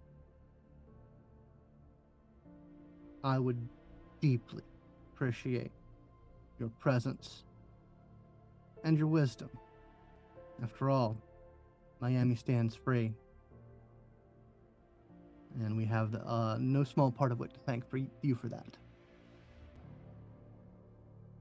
So charming. I've been accused as such. If you truly wish for the area to be free, there are a number of threats you must contend with. The wolves, as previously mentioned, will always be a thorn in your side, as they don't believe we should even exist and see us as a pestilence to be rid of. Then there is the Prince of Orlando, or should I say Princess? I suppose it depends on the day that you are dealing with them. They operate out of the Disney world and have found themselves very much enamored with the lore of the place, or the delusion. And then, of course, there is Bateman, although he is small fish to fry compared to Marius. St. Petersburg, of course. Take care of all of those, and the state could be ours.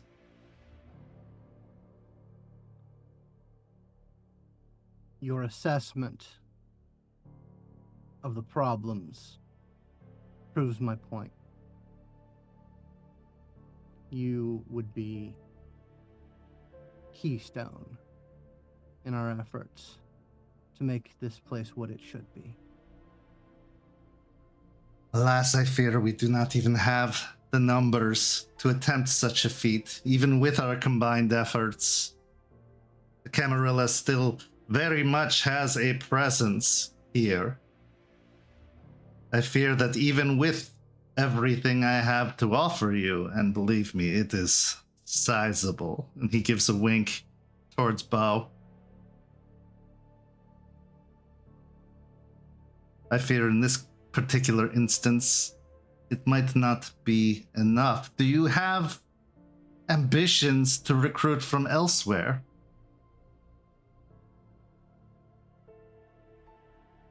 I've been all around the Southeast in my time in the night. Made a lot of friends. Some who might want to set down roots. Others who might just be in it for the fight.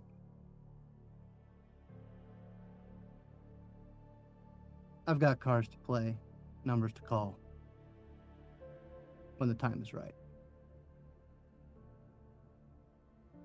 See. But the gangrel are unpredictable. Volatile even. And consider themselves more independent than Anarch. Are you sure that their sights match up with yours?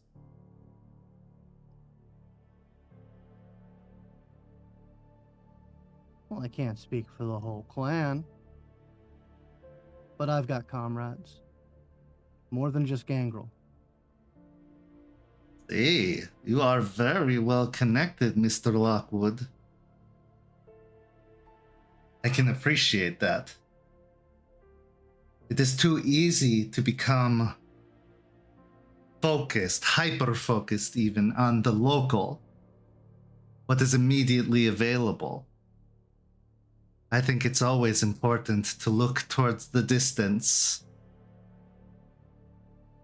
Keep your options open. And this time he actually looks towards you, Jeremiah, and winks as well as he runs his tongue along his fangs.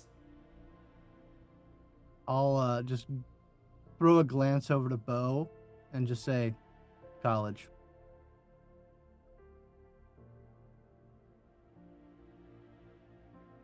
That's Sorry. the beauty of being what we are. We can always revisit old experiments.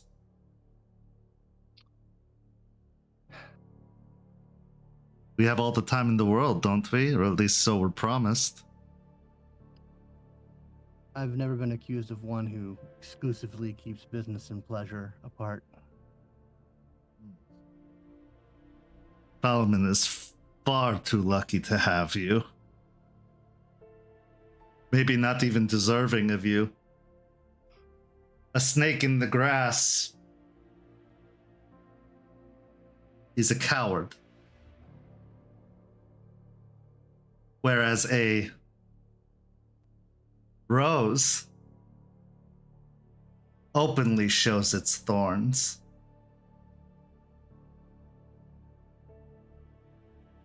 And we have many, many thorns here in Tarpon Springs. So should you ever find Mr. Creed lacking, more of a problem than a benefit to what we're attempting to do,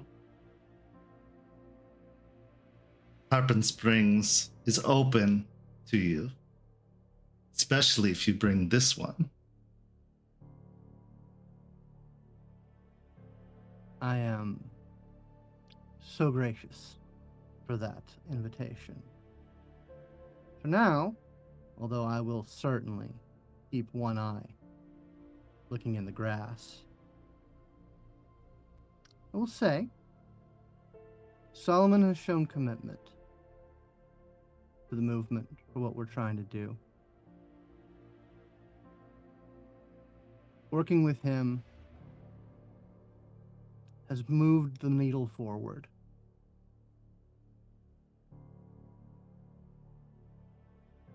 See, And if we can all start working together, we can push it to the red. I am always amenable to alliances, even if they are temporary. We are kindred after all. Part of it is our nature to compete. But the movement first. Freedom first. An opportunity to compete without having to watch our backs constantly. Unless you choose not to. It's always good to know someone has your back. Literally. But I am open to such a meeting. In fact, I am willing to offer my kind establishment to host such a meeting. I think you'll find there are very few other extravagant surroundings rivaling this one. Unless you prefer a bland and boring boardroom. Or a, well, chaotic nightclub. I think we would be fools to decline such an offer. You really have a magnificent estate. Glad we agree.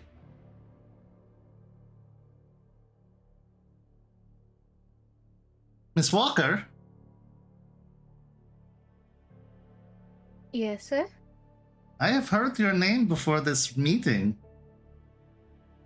You are making quite a name for yourself over in Tampa.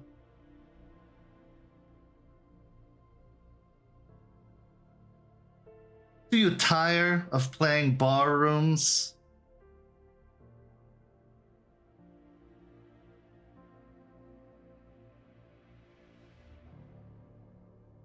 Not fully, but I would like to experience other venues at some point. Well, we have a number of venues within my territory that are looking for an upgrade. Should you be looking for more work, give me a call. I'm sure I can set you up somewhere wonderful. In fact, we have a theater that we just constructed that is due for a christening. If you have a date, I can be there to perform.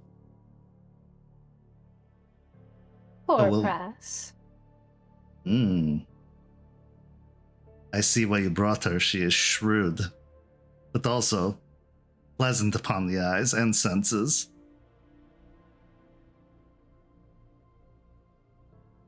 Very well. We'll have to open negotiations. Do you aspire to be Baron, Miss Walker? Oh, no, I don't think that life is for me. Focused on your art? Or enjoying assisting another? Both.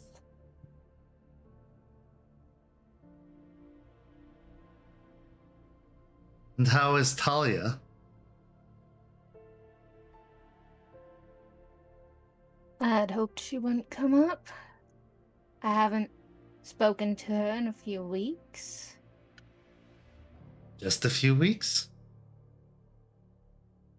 Just a few.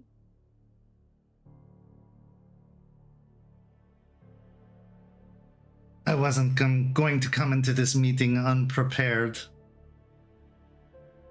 But if you are feeling soured upon our fellow Rose, I can understand why. She has a knack for some of the finer things, but can't truly appreciate it in the way that we do.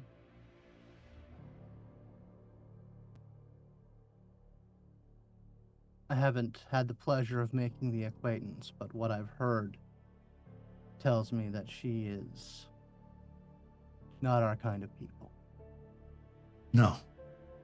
She takes for granted the things that she surrounds herself with, doesn't know how to truly appreciate real beauty when she sees it. She also reminds me of a Ventru in that way. I take it you wouldn't be too put out if that candle burns out sooner rather than later. No. No, I would stub her out with the heel of my shoe. Easily. But sometimes you must be aware of the company they keep. And Miss Talia has been making many visits to that disgusting display of architecture that they would call Elysium, the seat of power. Seems she's making friendly with the prince and everything that comes with it. So while it seems like it would be an easy feat to trim that rose, I wouldn't be so sure. She is laying down roots in very powerful places.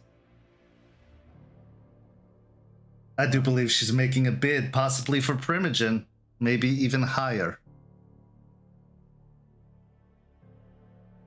Well, we certainly wouldn't go off cock on anything. No, if you're going to go off full cocked. They need to know they're not safe.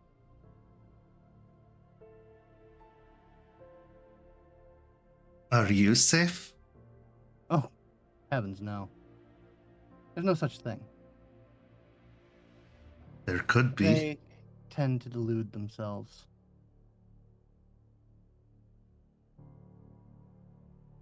I agree. Far too long have they stood confident, overconfident in their position, in their power. Miami was but a bloody nose. They consider it a happenstance, as most of the positions of power turned against them, joining the movement. Even the prince, once prince, now baron, Dwayne.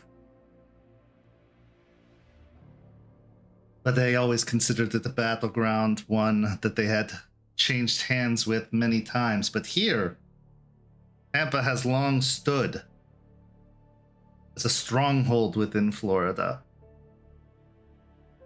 But it can't be that strong. They allowed the rebellion to establish another Camarilla city just miles away. If they were so strong, how are we here? So comfortably placed and positioned. The cracks have formed. But be sure you aren't getting distracted by a pretty face, while the many others position themselves to wipe you out. They have done it before, they will do it again.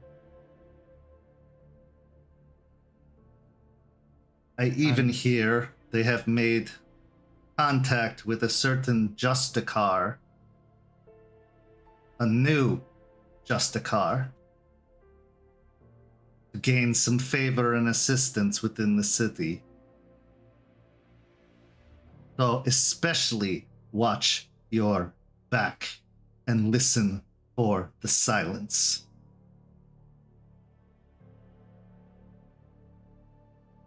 This is why I'm glad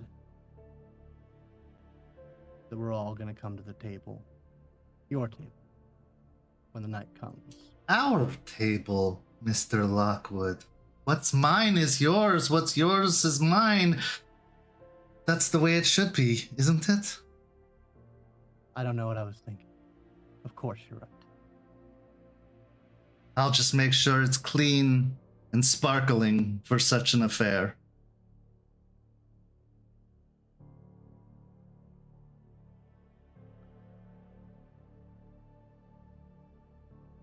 Well, a meeting it is then. Is there anything else I can do for you in the interim?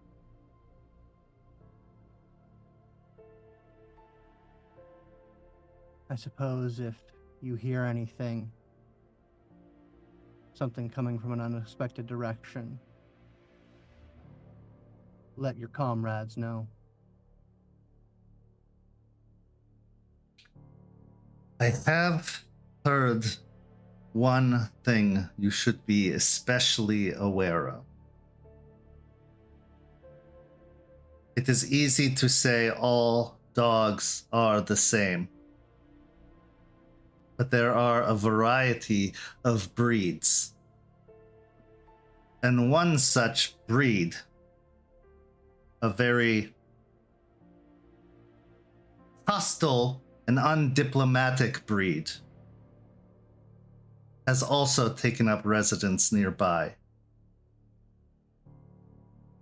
And they won't be kind to any kind of arrangement you have. I've heard of these. My contact made some, once we had traded some lore and information, we came to the conclusion that them and the Sabbat share a little bit too much in common. See, from what I can tell, they will stop at nothing to tear it all down.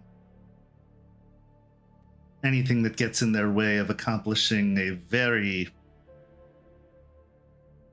pointless goal.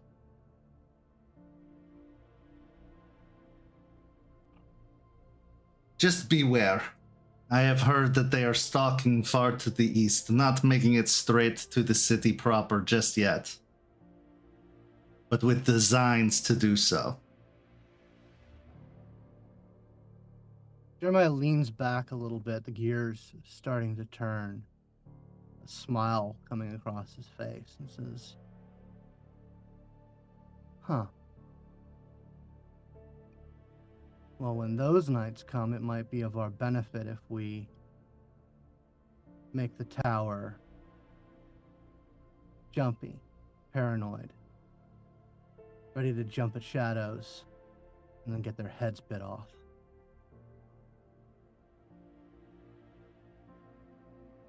Wouldn't be so sure that they will jump at shadows, but it's worth a shot. They can't control them all.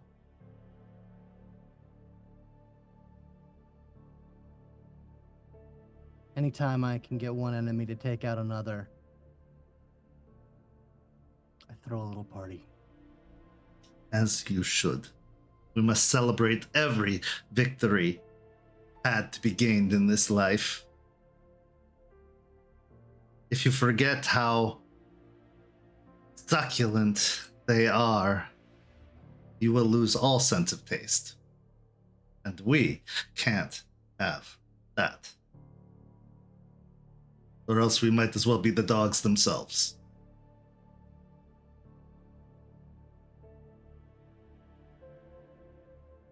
I can think of few things that would be less tasteful. See. Beau,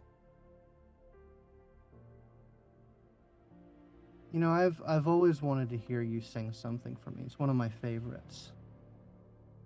Do you know All Along the Watchtower?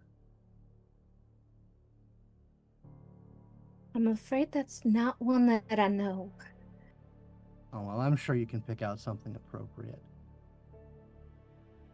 Wait till you hear her sing, Sebastian. Oh, I have only heard by reputation, but my interest is piqued.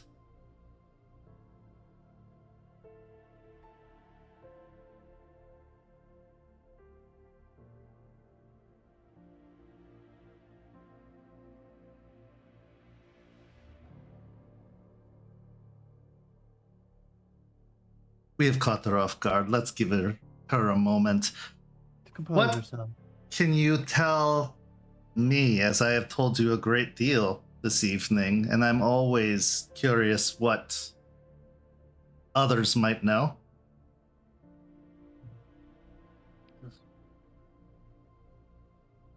Well, the circulatory system is on the back foot. We've made some inroads providing alternate sources.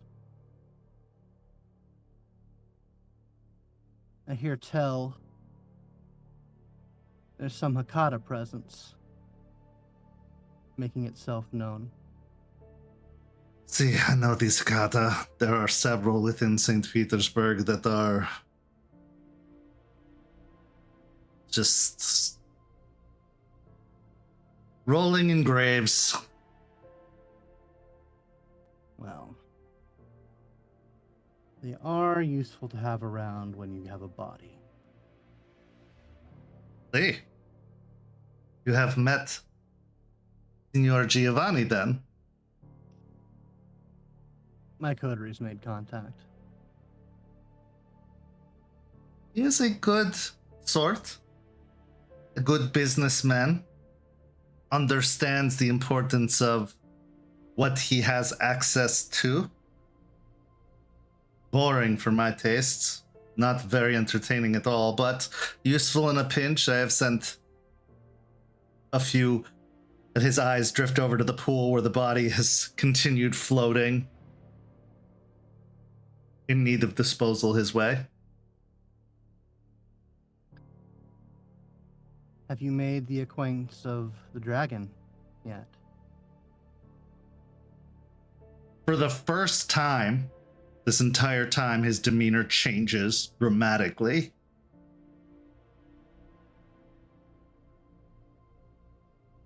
I wouldn't if you paid me.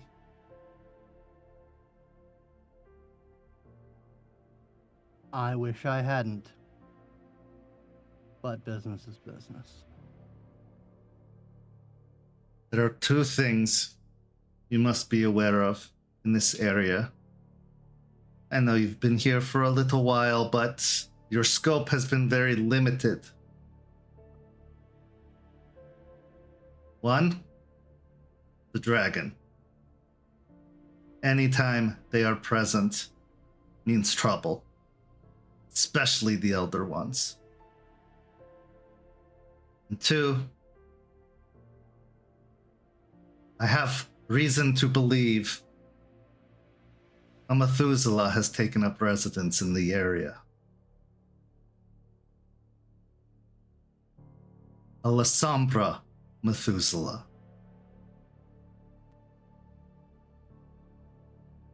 If I had to guess, possibly Graciano, possibly another, but they are keeping their cards close to their chest. They are masquerading as one named Hush, taking on the guise of whatever the creepy pasta Slender Man.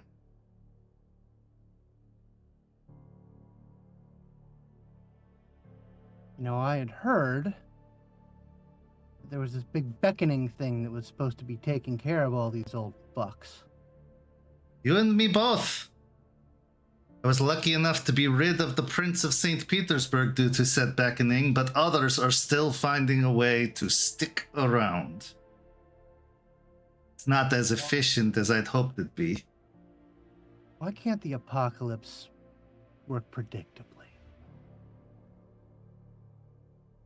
Well, if that were the case, we'd be swarming with thin bloods and all of us would be running for the hills, terrified of the future. Nah. I'm looking forward to the future. It has grown a bit brighter this evening. Well, hopefully not too bright. Oh, certainly not. Nice dim, you know? A glow. I like that. Glow. Way with words. Miss Walker, are you prepared to serenade us? That I am. And what have you chosen? I have chosen,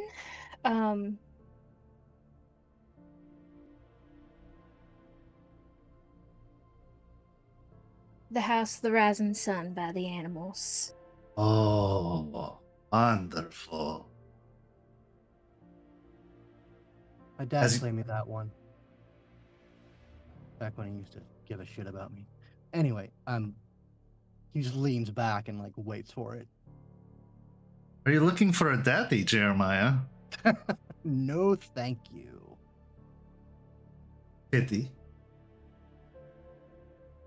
Well, as you prepare yourself and start to play, roll me a charisma and performance.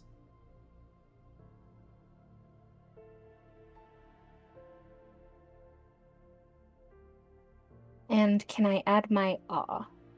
Sure. You can add presence to it, yeah.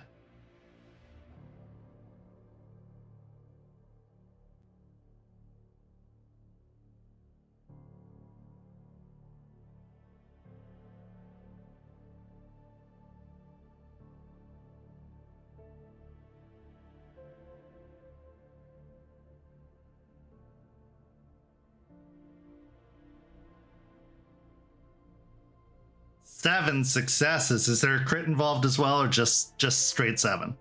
Okay. Straight 7.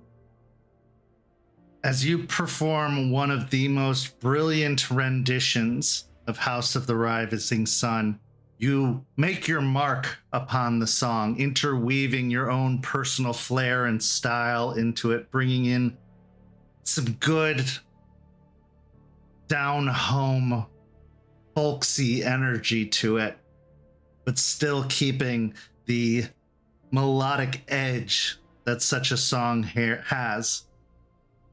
Sebastian is noticeably pleased by the performance as he almost melts into the booth, splaying his arms out to either side,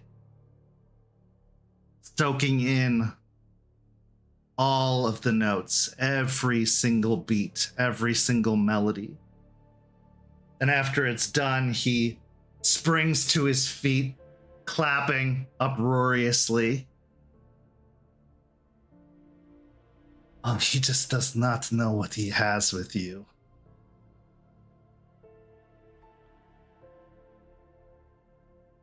Wonderful.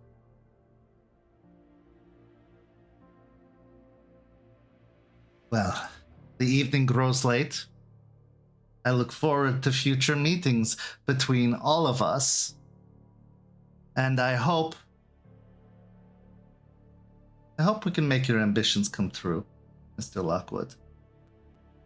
I think you would make a very worthy Baron, a colleague, and with Beau on your side, the closer to home, the better. She is a great ally. Hell of a singer. As you say your goodbyes and your farewells, making your way out to the car, which has already been pulled around front, awaiting you, engine running, what's going through your minds after this encounter with the Baron of Tarpon Springs? Beau, we'll start with you, and then Jeremiah. Beau their mind is a little frazzled. Even after the performance, it going well, it goes back to what he said about Talia, about the connections that she's making in Elysium, and that fear that maybe taking her down isn't going to be as easy as they had thought starts to root deeper than they had ever thought it would. And they try to push it aside and focus on the positive, that they made an ally and maybe even a new venue to excel their career. Jeremiah. Jeremiah is mostly pleased, very pleased with himself. He likes the way that went. He sees, as usual, the chessboard, the position advancing slowly but steadily towards a gambit.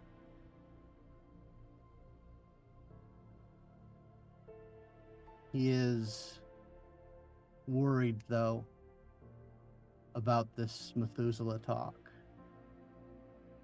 An elder was one thing, and he can't help but think, if there's one of them around, Alessandra, Athame.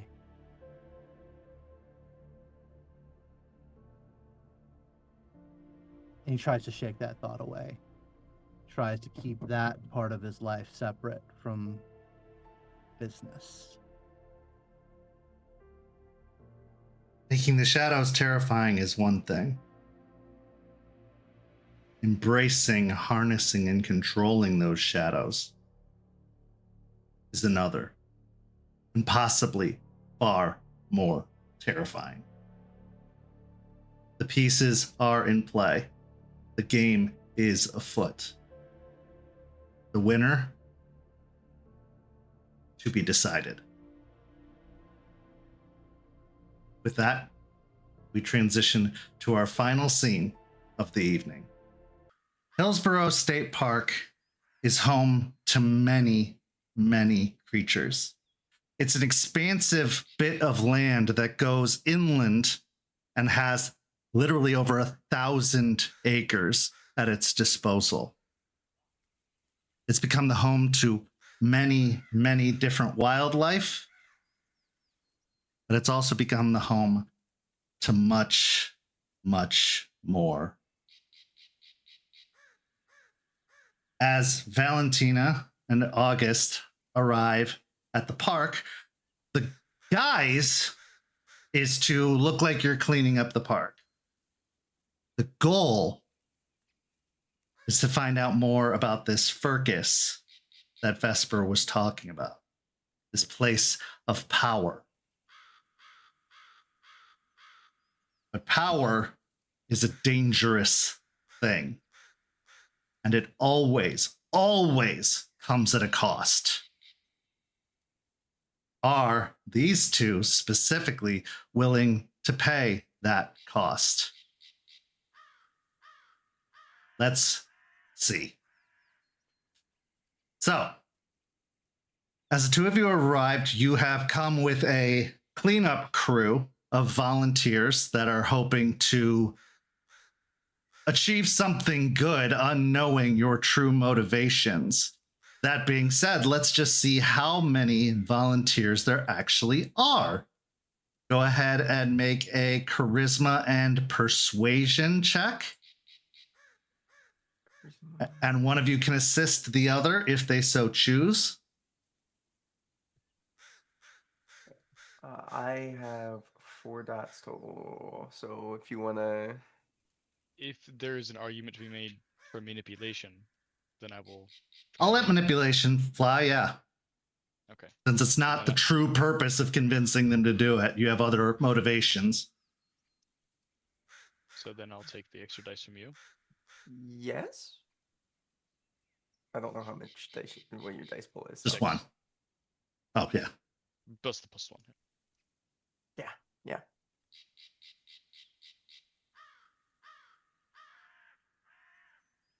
3? Okay, with 3 successes, you get a pretty decent crew, maybe about a dozen total, going with you out to the park. As you're in the woods, surveying the park haphazardly or half-heartedly, picking up whatever trash you find, you see that the park itself is actually surprisingly clean. A lot of the parks in Florida are, well, disrespected is the best word I can put it, despite the fact that there are so few plots of land that haven't been completely urbanly developed, especially closer to the coastline. And near the parking lot, there's more trash than anywhere else. It's still very minimal in comparison. And in fact, after a short while, the volunteers just kind of shrug their shoulders and say that the job's done and that they're ready to head out. The question is, are you done? Are you ready to head out?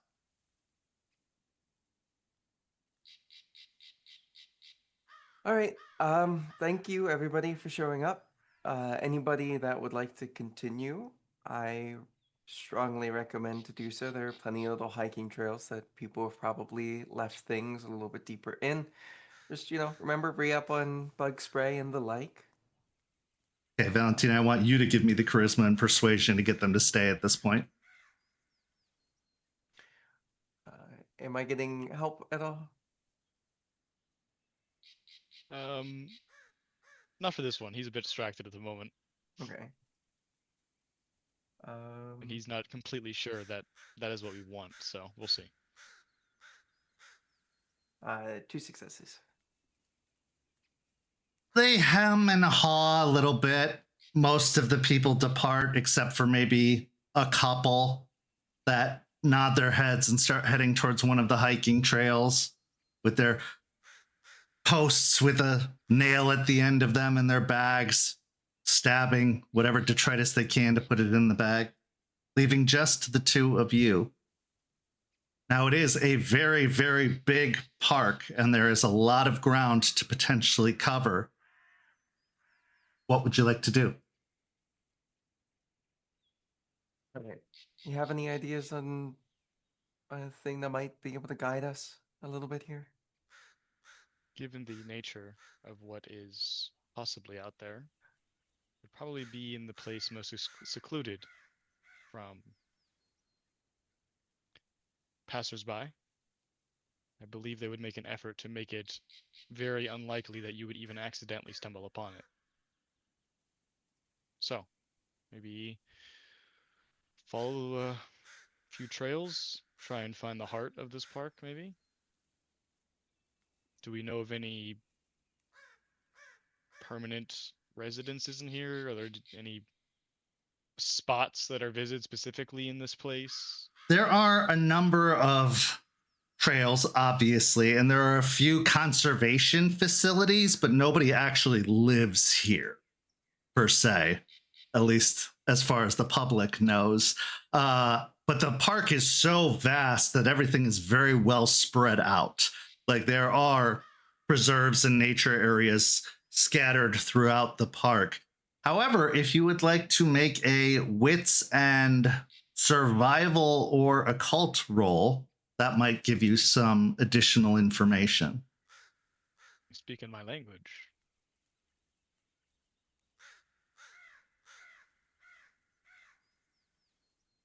That's all you, buddy.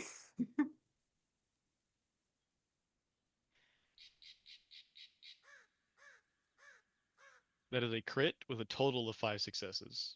Okay. As you head into the woods, following the footpaths,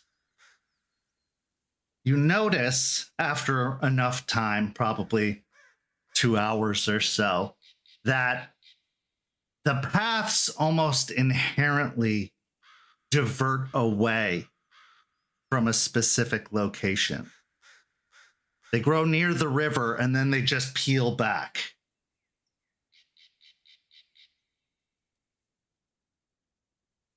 The occult of it all is the nature itself. For as you get closer to the river, you see that the greenery is more green. The trees seem to grow even taller, even in resistance of the hurricane winds that batter this area on a semi-regular basis. Something can almost be felt upon the air, as if it's trying simultaneously to pull you in and push you out at the same time.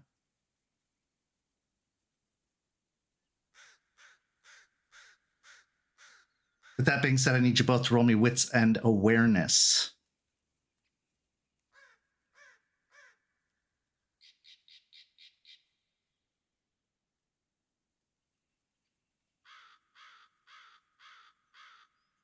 Four successes. Okay. I used the willpower to reroll. So I don't know if this is good that I'm rolling well here or bad. That's 4 successes. Okay. Over on the opposite side of the river that you found yourself coming to a head to, you see a shape moving through the trees. A red wolf, down on all fours, loping through the underbrush, moving through the trees. It doesn't seem to be paying any mind or attention to your presence. It's just slowly slithering its way through, going behind trees, under underbrush, stalking. Now, red wolves are somewhat native to Florida, but they are also an endangered species, so much so that the local zoo has been making a conservation effort of getting their red wolves to breed as much as possible to help rebuild the population. And even with how massive this metro park is, it's still fairly populated. And it'd be surprising to see any encroach this far. Now, you could see bobcats or others of the like, but wolves, very unlikely. This is it. Do we keep going, act oblivious, or do you call out? I think we should simply wait. If they decide to push forward, then we call out.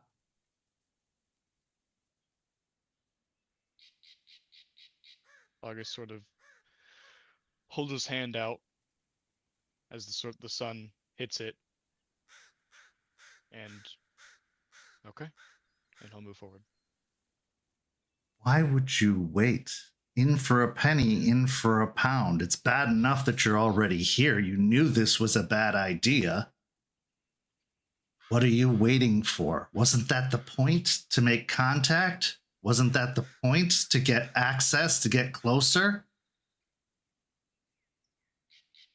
The longer you wait, the more dangerous the woods become. Especially if it gets dark. As while you are kindred, and while the dark is your special place, as you've gone, and as a ghoul, you've grown accustomed to the dark, you can't see in the dark. Darkness still obscures from you. And in the middle of the woods, even the trails aren't lit. You could find yourself wandering, lost. As you're considering this, the wolf lopes its way down to the water line, bending down to take a drink of the water.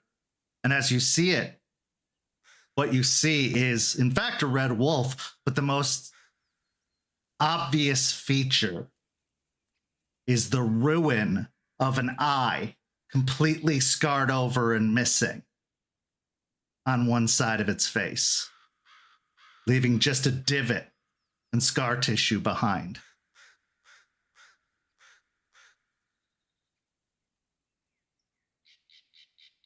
Huh.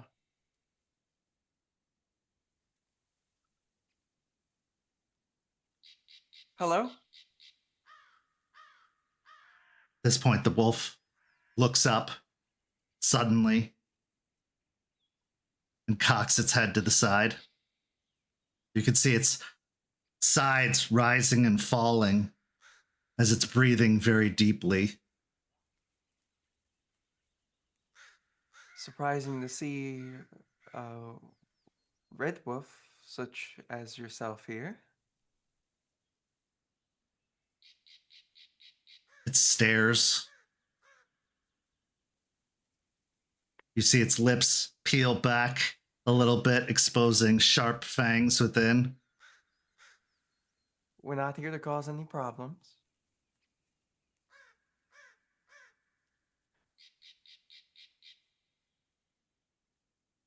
What are you here to do? Worm spawn, a male voice says from behind you, as you turn to see a blonde man in a suit, strange for the middle of the woods, standing about 10 feet behind you. Oh. Good. All right. I want to make your acquaintance. It's a little outrageous, I guess to say, but I have to ask some questions. You call me Wormspawn. I know you don't like anything probably anywhere near dealing with vampires, but I want to know if there is a way outside of them to be able to deal with them. And I've specifically came here to ask if there's any way, anything that I could possibly give or do to get within your guys' good graces,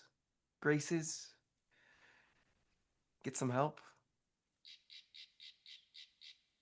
The best help that you can do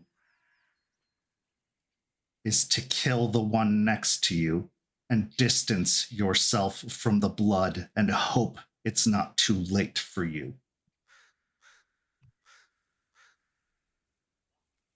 From my understanding, he didn't want to be what he is.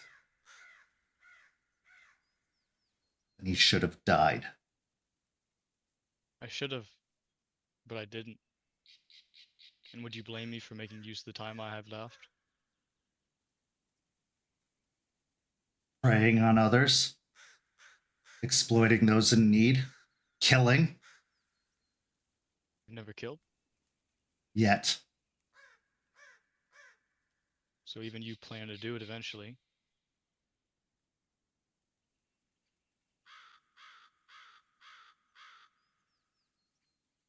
What do you want? The agreements dictated that you would have your space and we would have ours. By breaching that agreement, I am in all rights to take your heads now. Absolutely you are, and I would hope that it wouldn't come to anywhere near that. Like I said, unfortunately, I don't think it will matter how much I distance myself from them, with one of them that seems to always be breathing down my neck. And I want them gone. So desperately do I want them gone, and I don't entirely trust any of them to actually help me with it. Including him, but he's proven more friendlier than the rest. How badly do you want them gone? Enough to be here risking my life, and somebody who I consider to be a friend's life as well. So pretty damn badly. There's nothing that can be done for him, but there's hope for you.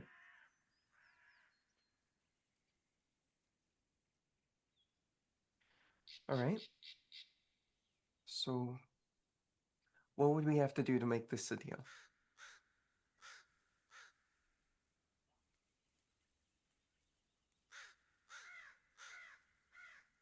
Roll me a charisma and persuasion.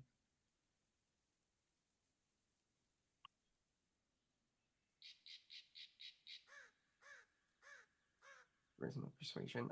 So I do have beautiful, but I also have the distressing fangs. Do those cancel each other out, or because they know? I would say that the beautiful, yeah, I'd say they cancel each other out, especially them knowing what you are. Okay. They're not attracted to anything of vampire kind, even ghouls. That's valid. I just figured I'd ask. It's worth a shot. We're gonna re-roll those 2 dice if we can. Hopefully it'll give us something. 4 successes.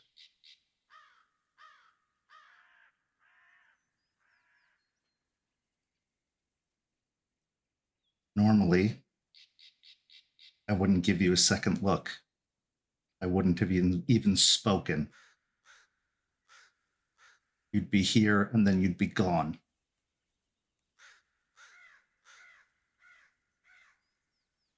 But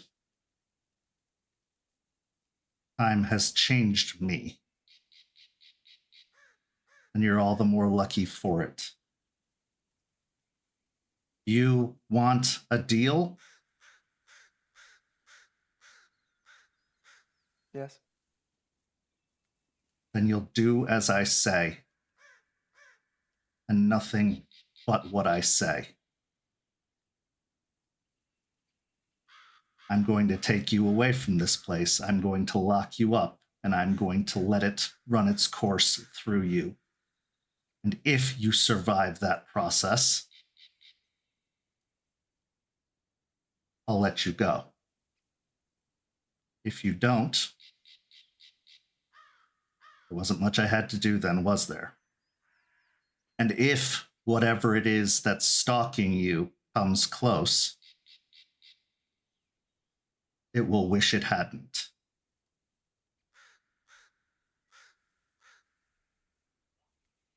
As for you,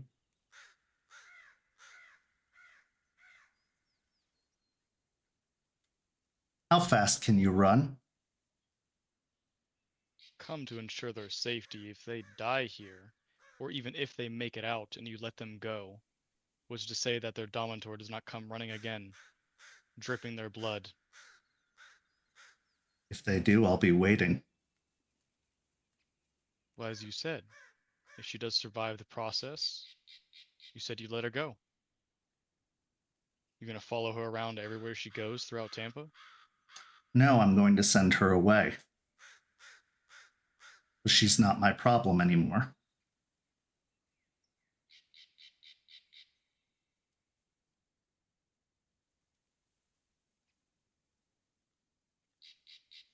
Why did you really come here?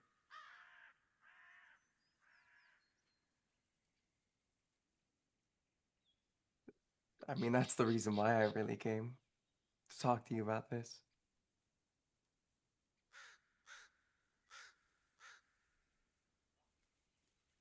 Roll me a manipulation and subterfuge. While you are telling the truth, you are hiding something. Oh gosh. Manipulation, subterfuge. 2 dice, here we go. Can I add a dice for that, for what I said, or no? Yeah, I'll say you can. 3 dice, here we go. Let's re-roll some of those failures. 3 successes, and now I do not want to use any more willpower. 3 successes? 3 successes.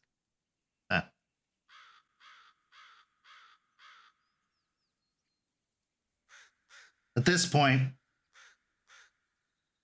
you hear a low, faint growl coming from close by, and looking over your shoulder, you see that the red wolf has crossed the river and is positioned on the other side of both of you.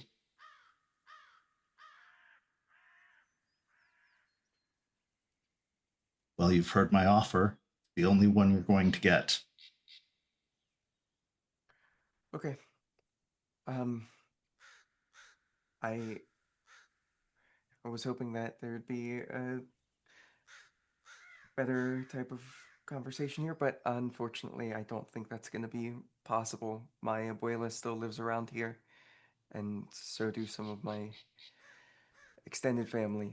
They can be moved too, if you're serious.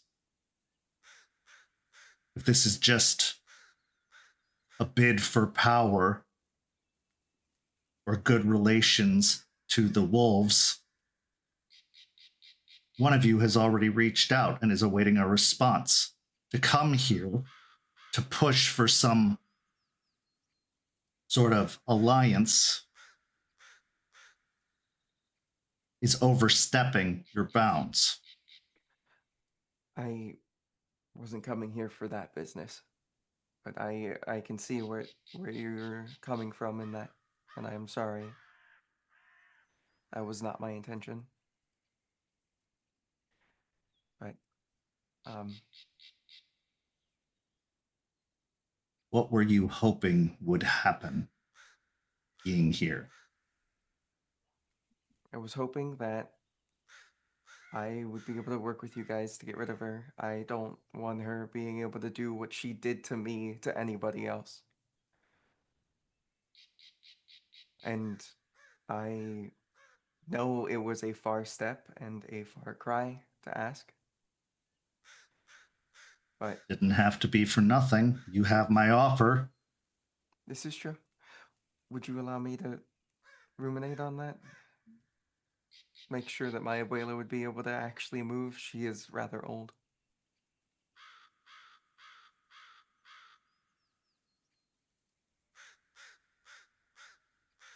Now that you've been here, I can't let you leave.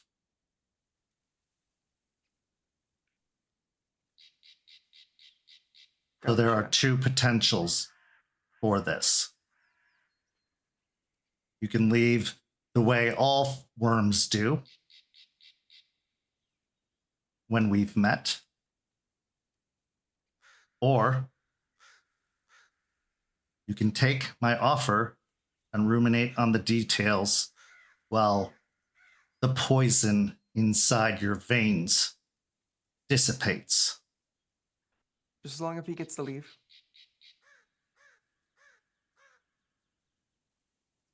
I'll stay and then we can get rid of this from me. But he's got to go.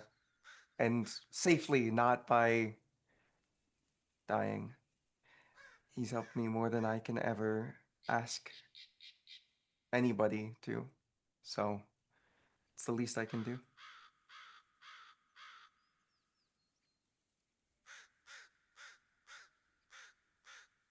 He looks towards August, assessing him.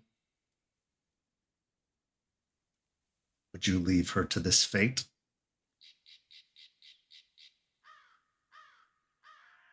This is what she chooses. Though I think imprisonment and possible death is no different than what you speak of, that you accuse, rightfully so, what we would do. She's currently in a prison of her own, and you wish to replace it with another. Like you said, the alliance has been attempted. We await your response. Respectfully so. Then why did you come here? She gave her reason. What's yours? I came here so she wouldn't do something regrettable, like getting herself killed.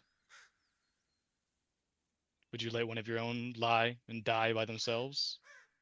No, but that's what separates us from your kind. What, the fact that I came here for her and that you would do the same? That's what separates us? That we have this one Do you very really small... want to do this in my home?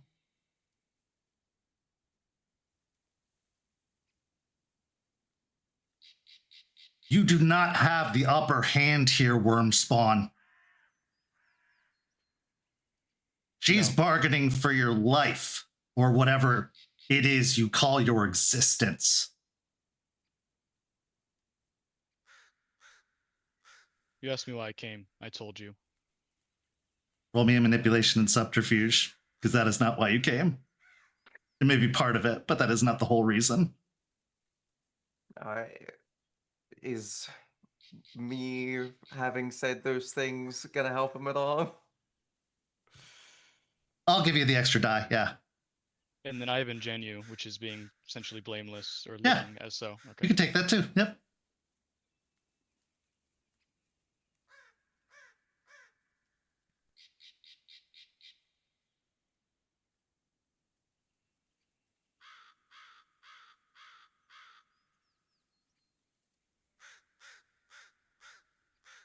Using willpower, just to be sure. That's 5 total. Okay.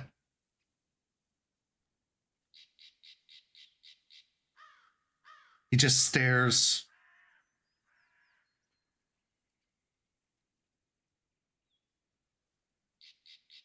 Then looks back at Valentina. I'll agree to your terms.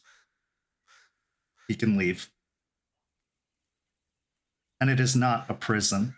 It is an opportunity to live a life, a real life. An opportunity to be healed from what was undoubtedly forced upon her. You're correct.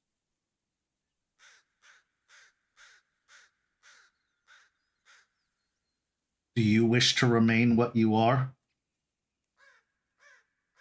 Me? Yes. It is my only option. I don't get a choice. Apparently, that's not entirely true. For me, it is. Trust me. Though I know you truly can't. Another like you is working to find a cure. I know him. Maybe you should follow his example. Better for both of you. I've already begun.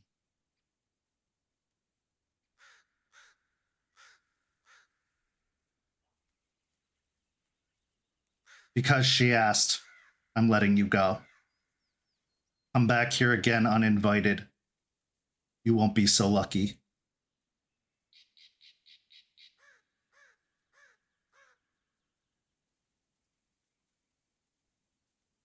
You have to want this. Truly. Or else it will be a prison. And I have no qualms about that.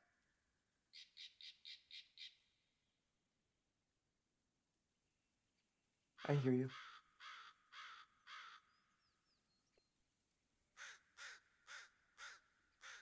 Very well. You can go. He steps out of the way of the path leading back to the parking lot, which is probably a good half hour's walk away. Minimum. For you, Valentina, after August departs, he starts down a different trail. Yeah. Before August leaves, Val's gonna give him a hug, and she's been thinking a lot about, what the possibilities might be in the situation. And she's gonna, like, under her breath say, I wrote a note for you. It's in the bar. No possible way you could truly know what you are doing, but your want was transformation. This could be it. There's much more you can do when that influence isn't running through your veins. Yeah. You're right. 10 years, though. It's gonna suck. I'm gonna probably have arthritis, at least the beginnings of it. That's the least of your worries. Yeah. My heart's hurting knowing that she'd be what, like 30, 35? 35. All that rushing back at Good once, Lord. though, It's that's often what kills them, yes.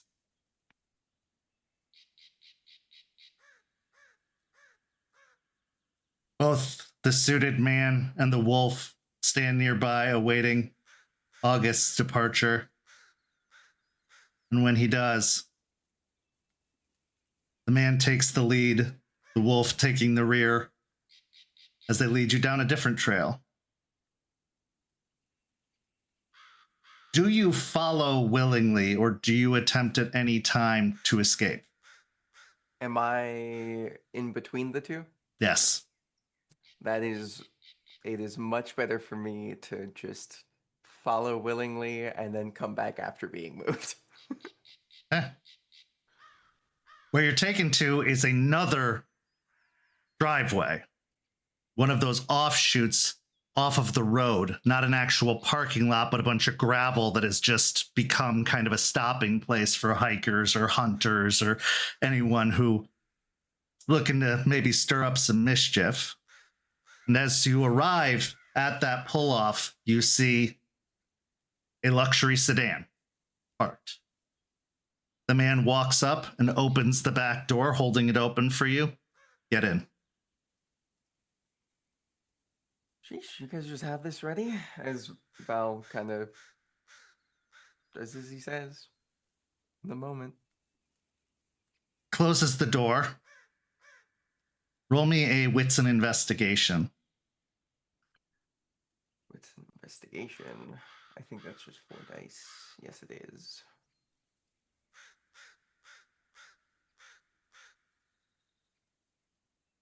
Four successes. There's no handles on the inside of the back seat.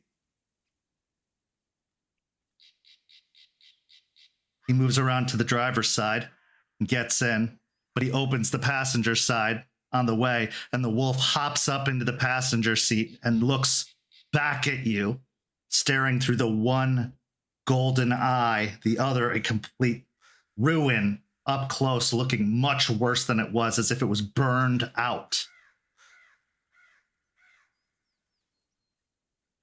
As Charles starts the car and Stakes Her Claim plays Sentry, the two of them drive you not further into the woods, but to another part of the city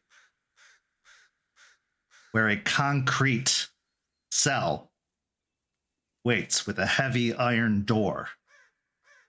There's broken detritus all over the floor, making it look like a haphazard rage room, including a broken vase, smashed concrete blocks.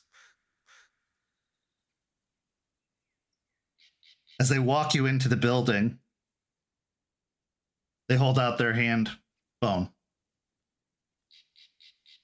I hand the phone.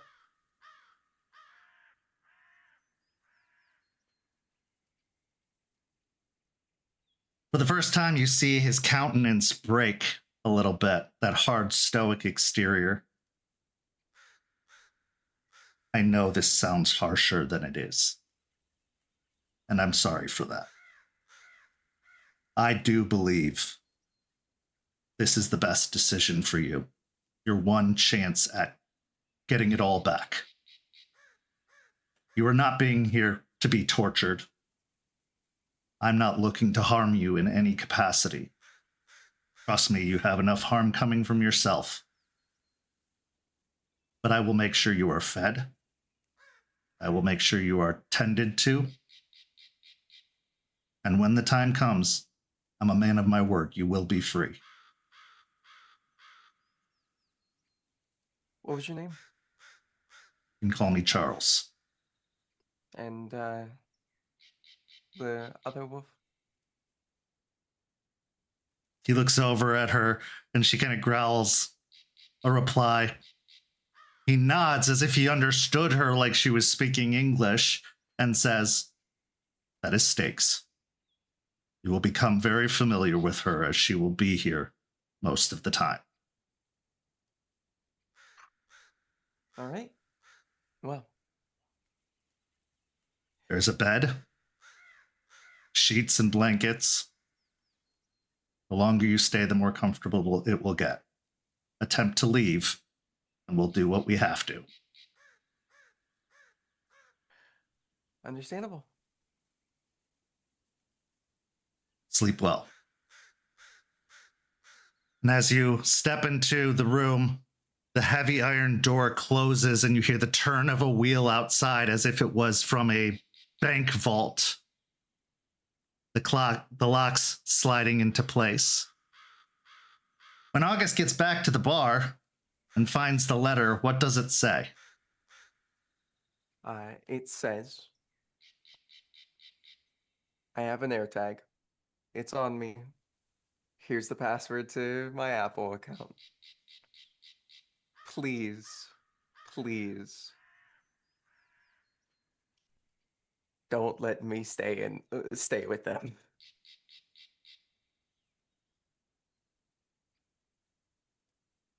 And this is where our story comes to a close this evening, but not without one last scene. Our final scene is in the same concrete building. It's quiet as the dark of night has taken hold. And aside from a few scant bulbs hung throughout the building, there is no light to be found. Only shadow.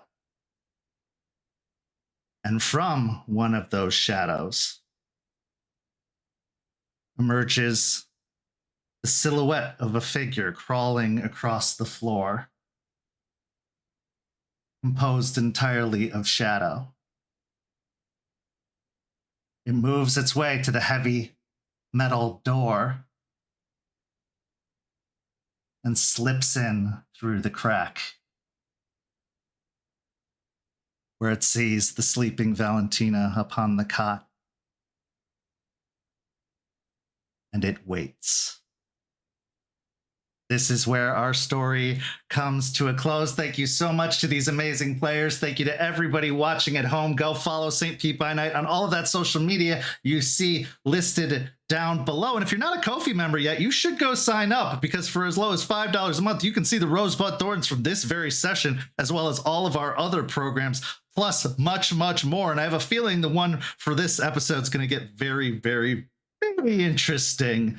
So you won't want to miss that. Go sign up for the Ko-fi and see all of these special features that we have available to you. For these amazing players, I'm Kent. Thank you so much for watching, and we'll see you next time. Have a lovely night.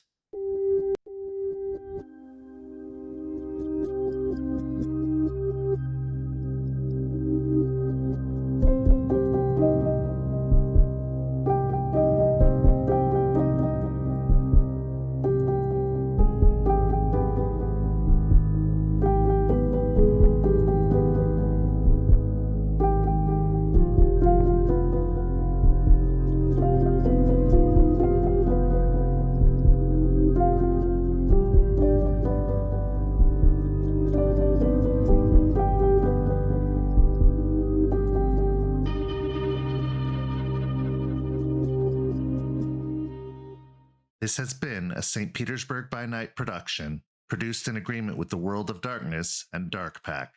Visit our website at stpbynight.com for more information about all of our productions and how you can become part of our community. Thank you for listening, and until next time, fangs, stakes, and claws out.